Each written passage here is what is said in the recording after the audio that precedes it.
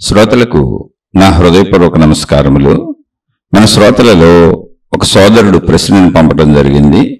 ఆ ప్రశ్న, why we are here, why do we exist, is there any difference between my life form and ant, tree etcetera life forms? అంటే మనం ఇక్కడ ఎందుకు ఉన్నాము, ఎందుకు అసలు మనం, అంటే వై డు వి ఎగ్జిస్ట్ అంటే ఇలా ఎందుకు వ్యక్తీకరించబడి జీవిస్తున్నాం, జీవులుగా ఉన్నాము అంటే ఎగ్జిస్ట్ అయి ఉన్నాము అని, ఉనికితో ఉన్నాము, ఈ శరీరంతో ఉన్నాము. Is there any difference? మన జీవితానికి ఒక చీమ, దోమ, చెట్టు రూపాలలో ఉన్నటువంటి వాటి జీవితాలకు ఏమైనా తేడా ఉందా? ఇది వారి సందేహం. అంటే వాటి జీవితాలకు కానీ, వాటిలో ఉన్న ప్రాణశక్తికి కానీ, వాటిలో ఉన్న జీవానికి కానీ ఏదైనా వారి భావం అయి ఉండొచ్చు. అలాగే వారి గురించి రాశారు. వారి వయసు 40 సంవత్సరాలు, వృత్తిరీత్యా వృత్తి చేసుకుంటున్నారు. కానీ జీవితం ఏదో అసంపూర్తిగా, వెలితిగా అనిపిస్తూ ఉంటుంది. ఇక్కడికి వచ్చింది పేరు, డబ్బు సంపాదించి వెళ్ళిపోవడానికేనా? ఈ పేరు, డబ్బు సంపాదన వలన ఆధ్యాత్మిక జ్ఞానంలో ఎదుగుదల ఏమీ ఉండదు కదా. ఈ జీవితానికి ఇంకేమీ ఉపయోగం లేదా అని ఎప్పుడూ మనసులో అనిపిస్తూ ఉండేది. రమణ మహర్షి బోధనలు విన్నప్పుడు బాగానే అర్థమయ్యేవి. కానీ నేను సరిగా అర్థం చేసుకుంటున్నానో లేదో అని సందేహముగా ఉండేది. ఎందుకంటే నిరాశ, నిస్పృహకి ఆధ్యాత్మికతకి వ్యత్యాసము చాలా స్వల్పము కదా. కానీ 15 నెలల నుండి మీ శీర్షికలు వింటున్నప్పటి నుండి కొంచెం కొంచెంగా నన్ను నేను మార్చుకోవటానికి, సరిదిద్దుకోవటానికి ప్రయత్నిస్తున్నాను. మీరు చెబుతున్నట్లు జీవితం అంటే మంచిగా బ్రతికి వెళ్ళిపోవటమే అని సదా గుర్తు చేసుకోవడానికి ప్రయత్నిస్తున్నాను. అంటే వారి గురించి ఇంకా రాశారు, వారి కావలసిందేదో వారి అభిప్రాయాలు కొన్ని తెలియజేశారు. వారి గురించి తెలియజేస్తూ అసలు మనం ఇక్కడ ఎందుకున్నాం, why we are here, why do we exist అంటే ఈ మానవ రూపంలో ఎందుకు ఇక్కడ మనం ఎగ్జిస్ట్ అయి ఉన్నాం, అంటే మానవ రూపం ధరించున్నాం. మన మానవ రూపానికి, మానవ రూప జీవితానికి ఇతర జీవితాలు అంటే 84 లక్షల రకాల జీవులలో మనిషి ఒకడు. అంటే మన చుట్టూ చెట్లు ఉన్నాయి, జంతువులు ఉన్నాయి, అనేకం ఉన్నాయి. వాటికి మనకి ఏమైనా ఆకృతులు అనేకం వేరువేరుగా ధరించి ఉన్నాయి కదా. వాటికి మనకి మధ్య ఉన్న భేదం ఏంటి, ఏమైనా భేదం ఉందా? అంటే ఈ సందేహాలు ఆధ్యాత్మికతలో వచ్చిన అందరికీ ఉంటాయి. ఇవి సహజ సందేహాలు. అసలు ఈ సృష్టి ఎందుకుంది, నేను ఎందుకున్నాను, ఎవరికైనా ఇదంతా ఏంటి, ఇలా ఎందుకు జరుగుతుంది, దానికోసమే చాలా మంది భవిష్యత్తు తెలుసుకుందామని ఎవరెవరు అనుకో పడతా ఉంటారు. ఎవరెవరో చెప్తూ ఉంటే మహిమలని, మాయలని, అద్భుతాలని వాళ్ళు ఏం చెబితే వాళ్ళు వెనకపోతా ఉంటారు పాపం. ఎందుకని? సత్యము ఎవరికి తెలియదు గనుక ఎవరేం చెప్పినా నమ్మే పరిస్థితిలో ఉన్నాం. ఆ ఎవరేం చెప్పినా నమ్మే పరిస్థితుల్లో ఉండటానికి కారణం ఏంటంటే అసలు సృష్టి యొక్క అనంతత్వము తెలియదు ఎవరికి. అది అసలు ఎంత ఉందో తెలీదు, ఎందుకుందో తెలీదు. అంటే సృష్టి ఎంత ఉందో తెలీదు, అసలు ఎందుకుందో తెలీదు, సృష్టిలో ఉన్న ఇన్ని ఎందుకున్నాయో తెలీదు. ఎలా చూసినా సృష్టి వైపు, అంటే నేను ఎందుకున్నానో తెలియదు, ఎందుకు పుట్టానో తెలీదు, నేను ఎందుకు చనిపోతున్నానో తెలీదు, మధ్యలో నా జీవితం ఇలాగే ఎందుకు సాగుతుందో తెలీదు, నా జీవితంలో జరిగేటువంటి సంఘటనలు, సందర్భాలు, పరిస్థితులు, విషయాలు అన్ని ఎలా ఎందుకు జరుగుతున్నాయో తెలీదు. అసలు మొత్తంగా ఒక్క మాటలో చెప్పాలి అంటే తెలియదు, అంతే. ఏం తెలుసు? ఏం తెలుసు అంటే ఇదిగో ఈ శరీరంతో ఉన్నాను, నేను ఈ శరీరం అనుకుంటున్నాను, అదొకటి తెలుసు. ఇంకేం తెలుసు? ఏదో తినే 4 పదార్థాలు ఉన్నాయి, అందులో నాకు నచ్చిన ఎరుగు తింటాను, అది తెలుసు. నాకున్న అవకాశంలో డబ్బు, ధనం మూలం యదం జగత్తు, అది లేకపోతే ఇక్కడ జీవితం గడవదు, అది తెలుసు. ఇలా మనకి తెలుసు అనుకుంటున్నవన్నీ కూడా నామమాత్రమైనవి. అసలు అవి తెలిసినా తెలియకపోయినా ఇలా జీవించుకుంటూ పోవడమే. ఆ జీవించుకుంటూ పోయే విధానంలో మనకు తెలిసిన విషయాలను తెలుసు అనుకుంటున్నాం. అవి తెలిసినవి కాదు, తెలియనివి కావు. ఊరికి 100 రకాలు తినే ఉంటే అందులో 2 రకాలు ఏదో తెలుసులే అనుకుని ఎరుకొని తెచ్చుకొని తింటున్నాం. 1000 రకాలు కట్టుకునే ఉంటే తెలుసులేని అందులో 4 రకాలు కట్టుకుంటున్నాం. అన్నీ ఇక్కడ ఉన్నాయి, వినియోగించుకుంటున్నాం అంతే. అవి ఎందుకు ఉన్నాయో తెలియదు, వాటిని ఎవరు ఉంచారో తెలియదు, అవి ఎందుకు మనకు అలా సహకరిస్తున్నాయో తెలియదు, కొన్ని ఎందుకు మనకి సహకరించటం లేదో తెలియదు. ఇంత అనంత సృష్టి ఇలా ఎందుకు ఉందో తెలియదు. అసలు దీనికి ఆన్సర్ లేదు. మీరు నిజంగా చెప్పాలంటే ఏ మతంలోకైనా వెళ్ళండి, ఏ మార్గంలోకైనా వెళ్ళండి, అంటే మూఢనమ్మకాలు, మూఢాచారాలు, మూఢత్వము, మూఢ విధానము తీసేస్తే వివేకవంతమైనటువంటి సత్యాన్ని ఉన్నదన్నట్టుగా మాట్లాడినటువంటి సత్యదర్శనికులైనటువంటి మహాత్ములు చెప్పినవి కానీ, సత్యదర్శనికులైనటువంటి మహాత్ములు రచించిన గ్రంథాలు కానీ ఇదంతా సృష్టిలా ఎందుకున్నదే అన్నదానికి ఆన్సర్ చెప్పలేవరు. తెలియదు అని చెప్పారు. తెలీదు. మరి ఏం తెలుసు అంటే ఆ ఉన్నదాన్ని కార్యకారణ సంబంధాలు తెలుసుకునే ప్రయత్నం చేశారు అంతే. అందుకే తెలియదు అన్నది ఎంత స్పష్టంగా చెప్పారో తెలుసా? ఇప్పుడు ఈ సృష్టి ఎంత అంటే అనంతము అన్నారు. అనంతం అంటే అర్థం ఏంటి? ఎంత ఉందో మాకు తెలియదు అసలు. మనం ఈ సృష్టిలో ఒక ధూళి కణం అంతే అన్నారు. అనంత సృష్టిది ఎంత ఉందో అసలు తెలియదు, తెలుసుకునే అవకాశం కూడా లేదు.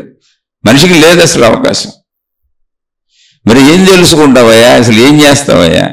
ఏం చేయటానికి నాకేం తెలుసు? అసలు నేను వచ్చేసాను ఇక్కడికి, భూమి మీదకి నేను పుట్టి వచ్చేసాను. ఎందుకు వచ్చానో నాకు తెలియదు. అలానే ఏం గజిబిజి పడిపోపాకండి. ఒకవేళ గజిబిజిగా ఉంటే ఆలోచించపాకండి, హ్యాపీగా జీవించుకుంటూ వెళ్ళిపోండి. గజిబిజి లేని వాళ్ళు మాత్రమే జ్ఞాన మార్గంలోకి రండి, ఆధ్యాత్మికతలోకి రండి, భక్తిలోకి రండి. గజిబిజిగా ఉన్నవాళ్ళు ఎవరో కూడా అసలు ఇందులోకి వచ్చి సాధనలు చేయబాకండి, హ్యాపీగా మీ జీవితాలు మీరు జీవించుకుంటూ వెళ్ళిపోండి. ఆధ్యాత్మికత గజిబిజి కాదు, నిరాశావాదము కాదు, నిస్పృహ కాదు. అయితే అలా అనిపిస్తుంది. ఇప్పుడు ఈ సోదరుడు కూడా రాశారు, నిరాశగా అనిపిస్తుంది, నిస్పృహగా అనిపిస్తుంది. ఇప్పుడు ఆధ్యాత్మికత, ఈ సోదరుడు రాసిన దాంట్లో నిరాశకి, నిస్పృహకి, ఆధ్యాత్మికతకి వ్యత్యాసం చాలా స్వల్పము కదండి అని రాశారు. అంటే చాలా మంది పాపం నిజం అనుకుంటారు. ఏంటి నిరాశగా ఉండటం, నిస్పృహగా ఉండటం, వైరాగ్యం అంటే సర్వము త్యజించేయటం, ఏదో పాత బట్టలు కట్టుకోవటం, ఎప్పుడు ముఖం కొలా పెట్టుకోవటం, ఎవరితోనూ నవ్వకుండా ఉండటం, అసలు సంతోషం లేనట్టుగా జీవించటం, గడ్డాలు మేసాలు పెంచేసుకోవటం, ఒక రకమైనటువంటి వైరాగ్యపూరిత జీవితం అంటే అన్నీ వదిలేసి నాకేమీ అక్కర్లేదన్నట్టుగా అలా బతకటం అంటే ఒక నిరాశావాదం, ఒక నిస్పృహవాదం, అన్నిటినీ వదిలేయటం. ఇవన్నీ కూడా ఆధ్యాత్మికత అనుకుంటున్నారు. కాదు, ఆధ్యాత్మికత అంటే చాలా చురుకుతనం. అదే చాలా మంది పాపం అలా తప్పుగా బోధిస్తూ ఉంటారు, వదిలేయటం ఆధ్యాత్మికం అని. వదిలేయటం ఆధ్యాత్మికతం కాదు. వదిలేయటం ఎప్పుడు ఆధ్యాత్మికత కాదు. త్యాగము, పరోపకారం ఆధ్యాత్మికత. వదిలేయటం కాదు. నువ్వు చక్కగా సంపాదించుకొని, నువ్వు అన్ని సాధించుకొని, నువ్వు ఆనందంగా బతుకుతూ, అలా ఆనందము లేని వాళ్ళకి అవసరమైన సమకూర్చే ఆనందాన్ని ఇవ్వటం పరోపకారం, ఆధ్యాత్మికత. అంతే తప్ప వదిలేయటం ఆధ్యాత్మికత కాదు. అది చెప్పిన వాళ్ళంతా తప్పు చెప్పారు. అలా చెప్పిన వాళ్ళు తప్పు చెప్పారు. త్యాగం, త్యాగం అంటే ఏంటి? అరే నేను రోజు తింటున్నాను, నేను తినపోయినా ఏముంది, పూట మానేసైనా పక్క వాళ్ళకి పెడతాను అంటే ఎదుటవాడు కూడా నాలాంటి వాడే అని ఎదుటవాడికి పెట్టడంలో తన ఆనందాన్ని వెతుక్కోవటాన్ని త్యాగం అంటారు. ఎదుటి వాళ్ళకు మేలు చేయడంలో తన ఆనందాన్ని వెతుక్కోవటాన్ని త్యాగం అంటారు. దైవత్వము, రాక్షసత్వము అని మనం ఇప్పుడు చెప్పుకుంటుంటాం. ఇక్కడ దైవత్వము అంటే ఏంటి అంటే సామాన్యము, అంటే దైవత్వానికి రాక్షసత్వానికి మధ్యలో సామాన్యత్వము. అంటే ఒక మనిషి మానవత్వం అనుకుందాం. రాక్షసత్వము, మానవత్వము, దైవత్వము, దైవత్వము, మానవత్వము, రాక్షసత్వము. ఇలా మాట్లాడుకుంటే మనకు బాగా అర్థమవుద్ది. అలా మాట్లాడుకునే ప్రయత్నం చేద్దాం.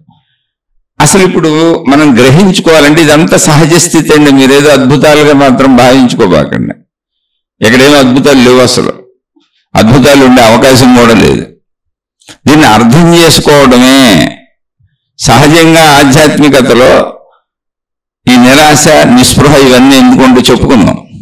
ముందు ఇది అర్థం చేసుకుందాం. దైవత్వము, మానవత్వము, రాక్షసత్వము. మనం మనిషిగా పుట్టాం కనుక మానవత్వము. మానవత్వం అంటే ఏంటి? నేను మనిషిని, నాకు కావలసింది నేను సమకూర్చుకుంటాను. ఇది ఎవరైనా ప్రయత్నించాల్సిందే. ఎందుకంటే నా అవసరాలు, శారీరక అవసరాలు. ఆ శారీరక అవసరాలు కోరికలు అవుతాయా, అవసరాలు అవుతాయా అంటే చాలాసార్లు చెప్పాను, కోరికలను శృతి మించి తీసుకుంటే లగ్జరీస్ అవుతాయి. అవసరానికి తగ్గ అంటే అవసరాలను శృతి మించి కోరికలుగా చేసుకొని లగ్జరీస్గా చేసుకుంటే అవి కోరికలని పిలువబడతాయి. అంటే అవసరాలను పెంచుకుంటూ వెళ్ళిపోతాయి అంతే. ఇప్పుడు నాకు 5-6 జతల బట్టలు సరిపోతాయి అనుకోండి, అది అవసరం. నాకు 5-6 బట్టలు సరిపోయినా నేను 50-60 జతల బట్టలు కొనుక్కుంటాను, లేదా 10-12 జతల బట్టలు కొనుక్కుంటాను, అన్నీ అలా ఎక్స్ట్రాలు పెట్టుకుంటాను అంటే లగ్జరీ. దానికోసం నువ్వే కష్టపడాలి, ఏం లేదు ఇంతకే. దానికోసం నువ్వే కష్టపడాలి, నువ్వే బాధపడాలి, అవి దాచుకోవాలి, వాటికి డబ్బు సంపాదించాలి, వాటిని ఉతుక్కోవాలి, అబ్బో బోల్డ్ చేయాలి. ఒకటి కాదు. అవసరం అంటే ఇది, కోరిక లగ్జరీ అంటే అది. అలాగే ఏ విషయంలోనే అంతే. అవసరం శృతి మించినప్పుడు కోరిక అవద్దు, లగ్జరీ అవద్దు. సరే, దీనికి ప్రయత్నించాలిగా. అందరం మనుషులం కాబట్టి సహజంగా అందరం ముందు మానవత్వము అంటే ఏంటంటే నాది నేను చూసుకుంటూ పక్క వాళ్ళు కూడా నాలాంటి వాళ్ళే అనుకుంటే ఎవరికి ఇబ్బంది కలిగించకుండా నా జీవితం నేను చూసుకుంటా, ఎవరికి మేలు చేయను, హాని చేయను. నా జీవితం నేను చూసుకుంటా. నా జీవితంలో నాకు జీవిత భాగస్వామి కావాలి కాబట్టి తెచ్చుకుంటా. నాకు పిల్లలు పుడతారు కాబట్టి ఆ పిల్లల్ని కంటా, వాళ్ళని పెంచుకుంటా. నా తల్లిదండ్రులు, నా కుటుంబం, నేను ఏదో మా ఇదిలో మేము బతుకుతాం. దాన్ని స్వార్థము అంటారు, కానీ అది మానవత్వం. నేను ఎవరికి హాని చేయట్లేదు, నేను ఎవరికి మేలు కూడా చేయట్లేదు. నేను మామూలుగా మనిషిగా బతుకుతున్నా, అందరు మనుషులు నాలాంటి వాళ్ళే అనుకుంటున్నా కాబట్టి హాని చేయట్లా. ఎవరి జోలికి వెళ్ళి హాని అయితే చేయట్లా, అది మానవత్వం. అలాగే నేను మేలు కూడా చేయట్లే, నా బతుక్కు నేను వెళ్ళిపోతున్నా అంతే. ఇది మానవత్వం. ఇప్పుడు మానవత్వ స్థాయిలో నేను జీవిస్తున్నప్పుడు కనీస అవసరాలు నాకంటే తక్కువగా ఉండి దొరకని వాళ్ళు నాకు కనపడుతున్నారు, ఇబ్బంది పడుతున్న వాళ్ళు కనపడుతున్నారు.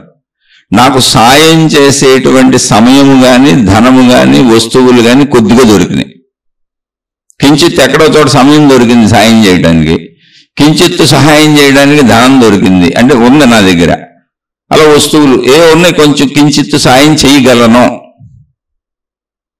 అన్నప్పుడు అది శరీరపరంగా చేయగలను, సహాయం మాటపరంగా చేయగలను, సమయపరంగా చేయగలను, ధనపరంగా చేయగలను, వస్తుపరంగా చేయగలను. ఏ పరంగా అవసరమైతే ఆ పర సహాయం చేయటానికి నా దగ్గర అవకాశం ఉన్నది. అప్పుడు నాకు అందరూ నాలాంటి వాళ్ళే అనిపించి నేను సాయం చేయగలిగినంత నా తోటి వాళ్ళకి, నాకు ఎదురుపడిన వాళ్ళకి, ఇబ్బందుల్లో ఉన్న వాళ్ళకి చేస్తున్నా. అలా సాయాన్ని చేసుకుంటూ పెంచుకుంటూ వెళుతున్నా. అక్కడ నాకు సాయం చేయాలన్న అసలు ఉద్దేశమే కాదు. కాకపోతే నాలాంటి వాళ్లే కదా. ఇప్పుడు నా కొడుకు తినపోతే నాకు ఎలా బాధ కలుగుతుందో, నా కొడుకుకి అనారోగ్యం వస్తే నాకు ఎలా బాధ కలుగుతుందో, నా కుటుంబ సభ్యులకి తిండి లేకపోతే నాకు ఎలా బాధ కలుగుతుందో, నా కుటుంబ సభ్యులకి కట్టుకోవడానికి సరైన వసతి వనరు దొరకకపోతే నాకు ఎలా బాధ కలుగుతుందో, నేను నా కుటుంబ సభ్యులకి ఏ ఇబ్బంది వచ్చినా నాకు ఎలా బాధ కలుగుతుందో, అంత ఎత్తులో బాధ కలగకపోయినా అయ్యో పాపం వాళ్ళ కుటుంబ సభ్యులు వాళ్ళు ఇబ్బంది పడుతున్నారు కదా అనేటువంటి సగటు భావన నాలో మనిషిలో ఉద్భవించింది. అప్పుడు నేను మానవత్వంలో ఉన్నాను. నేను మనిషిని, ముందు నా పని నేనే చేసుకుంటున్నా, అది మానవత్వం. అసలు అక్కడ నాకు కొంచెం అనిపించింది, అయ్యో పాపం వాళ్ళకి కొద్దిగా సాయం చేయగలను కదా, కొంచెం సమయం మిగిలింది, కొంచెం ధనం మిగిలింది, కొంచెం వస్తువులు నా దగ్గర నాకు కొంచెం ఎక్స్ట్రాగానే ఉన్నాయి, పెద్ద ఇబ్బంది లేదు. వాళ్ళకి సహాయం చేయటం వల్ల నేను ఏ విధంగానూ నష్టపోను, నేను నా కుటుంబం అని అనిపించింది. అప్పుడు సహాయం చేశాను. అప్పుడు నేను మంచిలోకి ప్రవేశించాను. అంటే మానవత్వం నుంచి దైవత్వపు దారి ఎక్కాను. అది పూర్తిగా దైవత్వం కాదు, దైవత్వపు దారి ఎక్కానంతే. అలా ఎక్కుతూ ఆ దారిలో ప్రయాణిస్తూ నా మనసు ఇంకా ఆ దారిలో, అంటే ఏ దారిలోకి మనం వెళ్ళినా అది మంచి అయినా చెడైనా మానసికంగా అది చేస్తూ వెళ్ళినాక బాగా అలవాటు అయిపోతుంది మనసుకి. అది ఏదైనా సరే గుణమైపోతుంది.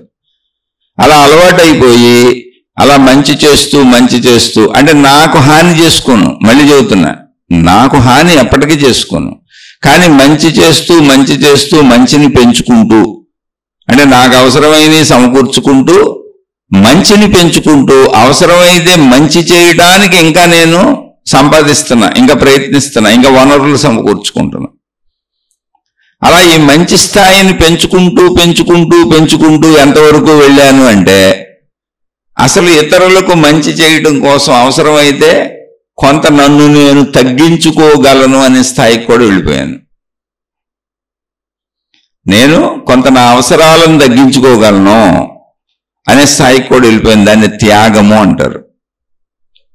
ఇంతకుముందు అసలు నేను ఎవరికి సహాయపడలా, నా పని నేను చేసుకున్నా, అలానే ఎవరిని నష్టపరచలా, ఎవరిని మోసం చేయలే, నా బతుకు నేను బతికా. అది మానవత్వం. నాలాంటి మనుషులే కదా అందరూ అని మానవత్వంలో నాకు అర్థమైంది. అయ్యో నాలాంటి అంటే నా కుటుంబ సభ్యులు ఉన్నారు, మా వాళ్ళతో గడుపుతున్నప్పుడు, ప్రయత్నిస్తున్నప్పుడు మాకు తక్కువైనప్పుడు, మాకు ఎక్కువైనప్పుడు, తక్కువైతే కలిగే బాధలు, ఎక్కువైతే కలిగే సంతోషం, ఇవన్నీ నాకు తెలుస్తున్నాయిగా. అయ్యో అందరికీ అలాగే ఉంటుంది కదా అని ఆ తక్కువ వాళ్ళకి సహాయం చేద్దామన్న భావం కలిగింది. అది చేసుకుంటూ ముందుకు వెళుతూ వెళుతూ వెళుతూ వెళుతూ అలా సహాయం చేయడాన్ని పరోపకారము అంటారు ప్రథమ స్థాయిలో. అలా సహాయం చేస్తూ చేస్తూ వెళుతూ వెళుతూ వెళుతూ ఎంత దూరం వెళ్ళాను అంటే అది చెబుతున్నది ఒక్క రోజులో రాదు. అలా చేయగా నెలలు సంవత్సరాలు గడుస్తుంటే ఇప్పుడు సహాయం చేయడానికి కొంచెం ఎక్కువ సంపాదిద్దాం, సహాయం చేయడానికి కొంచెం ఎక్కువ వనరులు వసతులు సమకూర్చుకుందాం అంటే, మన కుటుంబ సభ్యులు ఎలాగో మనం సహాయం చేసే మనుషులు కూడా పెరిగారు కాబట్టి మనకు అవకాశం ఉన్న చోట ధన సంపాదనలు ఇవన్నీ ధర్మ మార్గంలో పెంచుకుందాం, సహాయం చేద్దాం అనే భావం కలిగింది. అందుకని సహాయాలు కూడా పెంచాను, సహాయాలు పెంచడం మొదలుపెట్టాను. ఇది ఇంకా ముందుకు వెళ్ళి ఆ పరోపకారం అనే గుణం నాలో పెరిగిపోయి అది ఎంత దూరం ప్రయాణించిందంటే, నన్ను నేను తగ్గించుకొని, అవసరమైతే నా అవసరాలు తగ్గించుకొని, నా కోరికలు తగ్గించుకొని ఇతరులకు సహాయం చేద్దాము అనేటువంటి భావన నాలో కలిగింది. దాన్ని త్యాగము అంటారు. అంటే నన్ను నేను తగ్గించుకొని, నా అవసరాలు తగ్గించుకొనైనా ఇతరులకు మేలు చేస్తాను, దాన్ని త్యాగము అంటారు. ఈ త్యాగము వరకు వచ్చినప్పుడు అది దైవత్వ లక్షణము. అంటే ఇందులో ఏమి నేను ఆశించేది లేదు ఇక్కడ. అది ఎప్పుడు దైవత్వ లక్షణం అవుతుంది అంటే, ఇప్పుడు చాలా మంది ఆధ్యాత్మికతలో కానీ, భక్తిలో కానీ, దైవీ విషయాలలో కానీ, మీరు మహాత్ములు చెప్పేది కానీ, గ్రంథాలు చెప్పేది కానీ ఏం చెబుతారంటే, ఇతరులకు మేలు చేసినా, దాన ధర్మాలు చేసినా, పుణ్యక్షేత్ర యాత్రలు చేసినా, రకరకాలు చేస్తే నీకు పుణ్యం వస్తుందని చెబుతారు. పరోపకారం పుణ్యం అని చెబుతారు. అది మనం చెప్పడమే కాదు, వ్యాస మహర్షి చెప్పారు, పరోపకారాయ పుణ్యాయ పాపాయ పరపీడనం అని. అంటే ఇతరులకు మేలు చేయటం వలన ఏమొస్తుంది అంటే, మనిషికి పుణ్యం వస్తుంది. పుణ్యము వలన ఏమొస్తుంది ఇది తెలుసుకోవాలి. పుణ్యం వలన ఏమొస్తుంది అంటే, నాకు పుణ్యము రావాలి అని నువ్వు ఆశించి చేస్తే, నువ్వు ఏం ఆశించావో ఆ ఫలితం వస్తుంది. అంటే నువ్వు డబ్బును ఆశించి నాకు ఎక్కువ డబ్బు కావాలని నీ దగ్గర ఉన్న డబ్బు ఇతరులకి ఉపకారంగా ఉపయోగించావంటే నువ్వు విత్తనాలు నాటినట్టు. నువ్వు డబ్బును కోరుకున్నావు కనుక డబ్బు వస్తుంది. లేదు నాకు కీర్తి కావాలి అని నువ్వు డబ్బును ఇతరులకు దాన ధర్మాలు చేసి లేదా పరోపకారం చేసి త్యాగం దాకా వెళ్ళావు అనుకో, నీకు కీర్తి వస్తుంది. అంటే నువ్వు ఎటువంటి సుఖాలు కోరుకుంటున్నావో ఈ పుణ్యానికి బదులుగా, నువ్వు చేస్తున్న పుణ్యకార్యాలకి బదులుగా ఆశించి చేసినప్పుడు అవి వస్తాయి. నీకు ఎంత వస్తాయి అంటే, నువ్వు కోరుకున్నంత రావు, నువ్వు చేసిన దానికి సరిపోయినంత వస్తాయి. ఇది పుణ్యం యొక్క ఫలం. ఒకవేళ ఆశించకుండా చేస్తే, ఇది మనం మొదటి నుంచి చెప్పుకొచ్చింది అదే, వాళ్ళు నాలాంటి మనుషులే కదా కాబట్టి నేను ఆశించేది ఏం లేదు, వాళ్ళ దగ్గర ఏం ఆశించను. ఆశించకుండా చేస్తే ఏంటి, పరోపకారం చేస్తున్నా కానీ నేను ఆశించను. ఆశించకుండా చేస్తే ఏమొస్తుంది అంటే, ఎవరైతే ఆశించకుండా పుణ్యాలను చేస్తారో అక్కడ ఆశ లేదు. కాబట్టి ఒకటి ఆశ లేదు అంటే కోరిక లేదు, ఇది కావాలని కోరిక లేదు. రెండు, పరోపకారంలో తన దాన్ని అంటే తనకు సంబంధించి సంపూర్ణంగా తనకు హక్కున్న దాన్ని ఇతరులకు ఎటువంటి ఆశింపు లేకుండా ఇవ్వగలిగారు. అది త్యాగం వరకు వచ్చింది. అవసరమైతే తనకు తాను తగ్గించుకునైనా ఇతరులకు ఇవ్వగలుగుతున్నారు. అంటే ఒక సద్గుణం వచ్చింది. ఆ సద్గుణం వలన ఏం జరుగుతుందంటే నీలో ఒక తృప్తి కలుగుతుంది. నీలో తృప్తి లేకపోతే ఇతరులకు పెట్టలేవు. నువ్వు తృప్తి లేనివాడు ఎవడో ఇతరులకు పెట్టలేడు. ఒకవేళ తృప్తి లేనివాడు ఇతరులకు పెడుతున్నాడు, ఇతరులకు మేలు చేస్తున్నాడు, ఇతరులకు సాయం చేస్తున్నాడు, కానీ వాడికి తృప్తి లేదు అంటే అర్థం వాడు ఏదో ఆశించి పుణ్యం చేస్తున్నాడు, ఏదో కోరుకుంటూ పుణ్యకార్యాలు చేస్తున్నాడు. ఇవి చేయటం వల్ల నాకు ఆ లాభం వస్తుంది, అనారోగ్యాలు పోతాయి, బాధలు పోతాయి, కష్టాలు పోతాయి, డబ్బులు వస్తాయి, నా పిల్లలు బాగుంటారు, నేను బాగుంటాను, నా కుటుంబం బాగుంటుంది, మాకు దైవ రక్షణ లభిస్తుంది అని ఏదో ఆశిస్తున్నాడు పుణ్యం వలన. ఆశించి చేసేవాళ్ళు తృప్తి లేని వాళ్ళు పుణ్యకార్యాలు చేస్తారు, దాన ధర్మాలు చేస్తారు, కానీ ఏదో ఆశించి చేస్తారు. వాళ్ళు ఆశించి చేసేటప్పుడు ఇందాకే చెప్పాను, మీరు ఏం ఆశించారో ఆశించింది వస్తుంది, కానీ మీరు ఆశించినంత రాకపోవచ్చు. మీరు ఎంత చేశారో దానికి తగినంత వస్తుంది. ఏమీ ఆశించకుండా చేసినప్పుడు అక్కడ ప్రాసెస్ జరుగుతుంది. ఏంటి ప్రాసెస్? ఒకటి, నేను అసలు ఏమీ ఆశించట్లేదు అంటే నేను తృప్తి చెందాను. నేను తృప్తి చెందితేనే ఇతరులకు పెట్టగలను, ఆశించకుండా పెట్టగలను. నేను కష్టపడుతున్నాను, ఆ కష్టంలోంచి తెచ్చుకుంటున్నాను, నాది అనే హక్కుతో దాన్ని సంపాదించుకున్నాను, అయినా ఇతరులకి పెట్టగలుగుతున్నానంటే తృప్తి చెందాను. అంటే బంధం కూడా దాని పట్ల తక్కువ ఉంది, నాకు నాది అనే బంధం కూడా తక్కువ ఉంది, అందుకే ఇతరులకి వదలగలుగుతున్నాను. అంటే బంధం తక్కువ ఉంది, ఆశ తక్కువ ఉంది, కోరికలు లేదు, అందుకే పెట్టగలుగుతున్నాను, వదలగలుగుతున్నాను. ప్లస్ ఇతరుల పట్ల ప్రేమ, దయ, జాలి, కరుణ అనేటువంటి మంచి గుణాలు ఉన్నాయి అక్కడ. లేకపోతే ఆశించకుండా ఇతరులకు చేయలేను నేను. ఇవన్నీ తృప్తిలోంచి పుట్టుకొస్తాయి. తృప్తి ఎప్పుడైతే వచ్చిందో మనిషిలో ఒక సంతృప్త భావం ఎప్పుడైతే ఏర్పడిందో, తృప్తి అంటే నిండిపోవటం, మనసు నిండిపోయింది, హృదయం నిండిపోయింది, ఉన్నవాడితో నిండిపోయింది, చాలు అనే భావంతో నిండిపోయింది. సంతృప్తి అంటే హాయిగా నిండిపోయింది, హాయితో నిండిపోయింది. అక్కడ నిరాశ నిస్పృహలు ఉండవు. నిరాశ నిస్పృహలు ఆధ్యాత్మికం కాదు, అక్కడ తృప్తిగా నిండలేదు. అదొక నిరాశ నిస్పృహలు వచ్చిన చోట ఎలా ఉంటుందంటే, నేను ఎక్కడైతే తృప్తి చెందక ఆధ్యాత్మికతలోకి వచ్చానో, నేను ఎక్కడైతే తృప్తి చెందక అసలు ఈ డబ్బు ఏంటి, గోలేంటి, గొడవ ఏంటి అంటే అది తృప్తి చెందక, నేను సంపాదించింది నాకు సరిపోక, నేను సంపాదించలేక, నా చుట్టూ ఉన్న మనుషులతో వేగలేక, వాళ్ళని భరించలేక, అలా ఒక నిరాశావాదంలోంచి వచ్చే ఆధ్యాత్మికత కాదు. ఆశావాదంలో సాగుతూ అన్ని సాధించుకుంటూ తనను సాధించిన వాటితో తృప్తి చెందుతూ, ఆ తృప్తి చెందిన దాంట్లోంచి ఇతరులకు మేలు చేసినప్పుడు, ఆ మేలు చేసినప్పుడు కూడా ఏమీ కోరుకోకుండా నాలాంటి మనుషులే కదా అనేటువంటి భావనతో ఉత్సాహంగా మేలు చేసినప్పుడు, అంటే అది ఉత్సాహపూరితమైన జీవితం. తృప్తి కూడా ఉత్సాహంగా ఉంటుంది. అసలు ఇతరులకు మేలు చేయడం ఆనందంగా ఉంటుంది, సంతోషంగా ఉంటుంది. అదొక వ్యసనం, ఒక తాగుబోతుడు వ్యసనం లాగా, ఒక చెరుగుబోతుడు వ్యసనం లాగా, ఒక సిగరెట్లు కాల్చేవాడు వ్యసనం లాగా, ఒక సినిమాలు చూసినప్పుడు తృప్తి చెందినట్టు, ఒక సంతోషపడినట్టు, విహారయాత్రలకు వెళ్ళి సంతోషపడినట్టు, అనేక మంది అలా సరదాగా ఫ్రెండ్స్తో తిరిగి సంతోషపడినట్టు, ఇతరులకు మేలు చేస్తుంటే సంతోషం కలుగుతుంది. సంతోషం అంతే, ఏమి లేదు. ఏదో పాపం నాలాంటి వాళ్ళు నలుగురు వాళ్ళకి దొరకలేదు, ఆనందించారు, చక్కగా కడుపు నిండా తిన్నారు, లేదా ఏదో బట్టలు ఇచ్చాం కట్టుకున్నారు, ఏదో పాపం చదివించడానికి సహాయం చేసాం చదువుకుంటున్నారు, జస్ట్ ఊరికి నాకు తృప్తి అంతే, ఏం లేదు. ఇంకా నాలాంటి మనుషులే అంతే, నా కుటుంబ సభ్యులు లాంటి వాళ్ళే. అప్పుడు పుణ్యం ఏర్పడుతుంది, అప్పుడు కూడా పుణ్యం వస్తుంది. నువ్వు ఆశించి చేసినా ఆశించి చేయకపోయినా పుణ్యం వస్తుంది.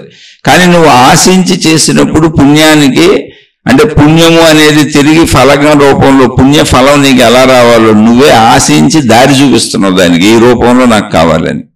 ఆశ అంటే అది. పుణ్యఫలానికి రూట్ ఇచ్చావు, ఈ రూపంలో రా నా దగ్గరికని. ఆశించకుండా చేసినప్పుడు అసలు ప్రాసెస్ ఏం జరిగింది అంటే, అంతరంగం తృప్తి పడిపోయింది, లోపల సద్భావాలు పెరిగిపోయినాయి. లేకపోతే నేను ఇతరులకు అసలు చేయలేను, ఆశించకుండా అసలు చేయలేను, చేసినాక మళ్ళీ మర్చిపోతాను, ఆశింపు లేదు కాబట్టి, తిరిగి నేను వాళ్ళ దగ్గర నుంచి ఏమి ఆశించను కాబట్టి.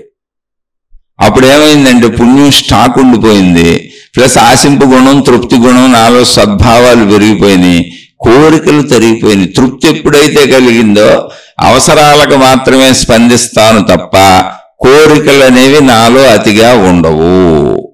తృప్తి కలిగినప్పుడు జరిగేదే అది.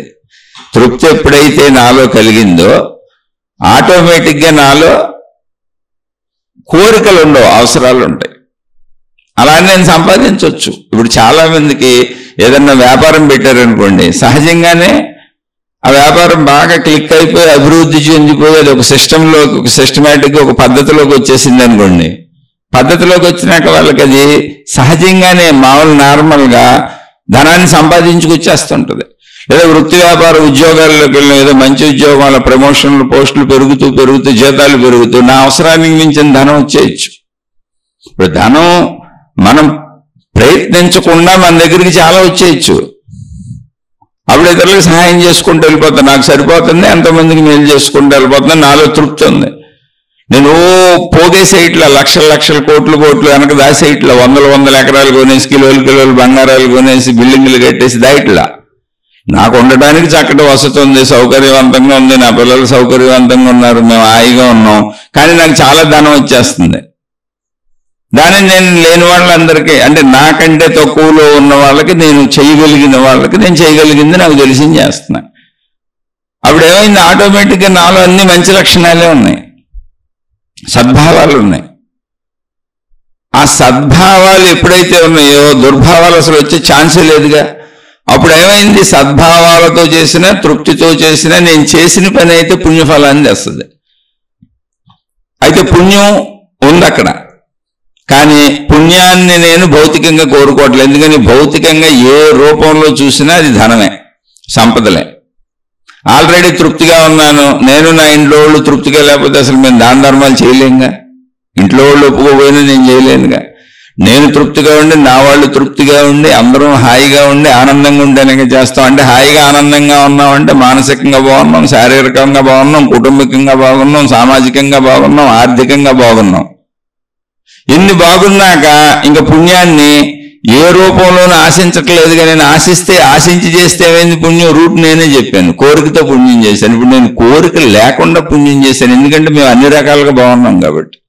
అయితే మరి బాగుండటం అనే దానికి అంతు ఉందా అంటే, ఆ అంతు నువ్వే పెట్టుకుంటావు, హద్దు నువ్వే పెట్టుకుంటావు. అదే జ్ఞానం, తృప్తి. నేను 4 జతల బట్టలతో హాయిగా ఉన్నాను, ఓ చిన్న అద్దెంట్లో హాయిగా ఉన్నాను, లేదా ఓ చిన్న సొంత ఇల్లు కట్టుకున్నాను, హాయిగానే ఉన్నాను. దాన్ని పెద్ద రాజమహల్ చేసేయాలనుకోవట్లా, 40 జతల బట్టలు కావాలని అనుకోవట్లేదు. మా కుటుంబ సభ్యులందరం ఇలా ఈ ఉన్నదాంతో హాయిగా ఉండి, మాకు పెరిగిపోయినటువంటి సంపాదనని, ఎక్కువ వస్తున్న దాన్ని తోటి వాళ్ళకి పెడుతున్నాం. ఎందుకంటే ప్రపంచంలో దీనులు, హీనులు, ఆర్తులు, అర్ధార్థులు బోల్డ్ మంది రకరకాలుగా ఉన్నారు పాపం, దొరకని వాళ్ళు. ఆశించని సహాయం అంటే అది. దానికి ఏదో నేను గొప్పవాడిని అయిపోతేనేది కాదు. ఏ స్టేజ్లో ఉన్నోళ్ళైనా తృప్తి పడిన వాళ్ళు చేయగలుగుతారు, ఏ స్టేజ్లో ఉన్నోళ్ళైనా తృప్తి పడని వాళ్ళు చేయలేరు.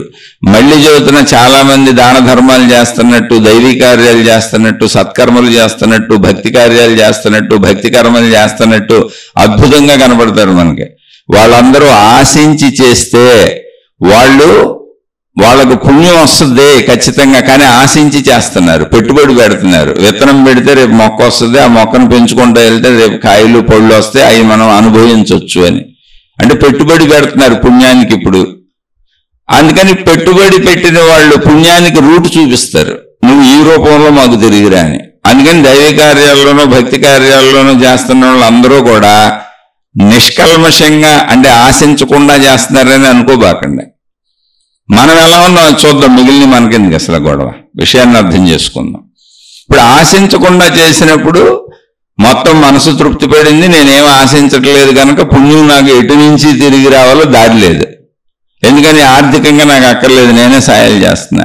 కుటుంబ పరంగా సంతోషంగా ఉన్నాం, హాయిగా ఉన్నాం, లేదా చేయలేను.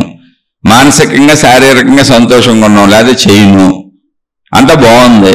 ఏదో చిన్న సమస్యలు ఉంటే సర్దుకుంటున్నాం. సమాజంలో నేను ఇతరులకు మేలు చేస్తూ మంచి పనులే చేస్తాను కాబట్టి అసలు నాకు కానీ నా కుటుంబానికి కానీ సమాజం నుంచి ఎటువంటి ఇబ్బంది రాదు అని బాగున్నాయి. ఇప్పుడు మరి పుణ్యం ఎలా రావాలి, అసలు పుణ్యం ఎవరికైనా రావాలంటే ఎలా వస్తుంది?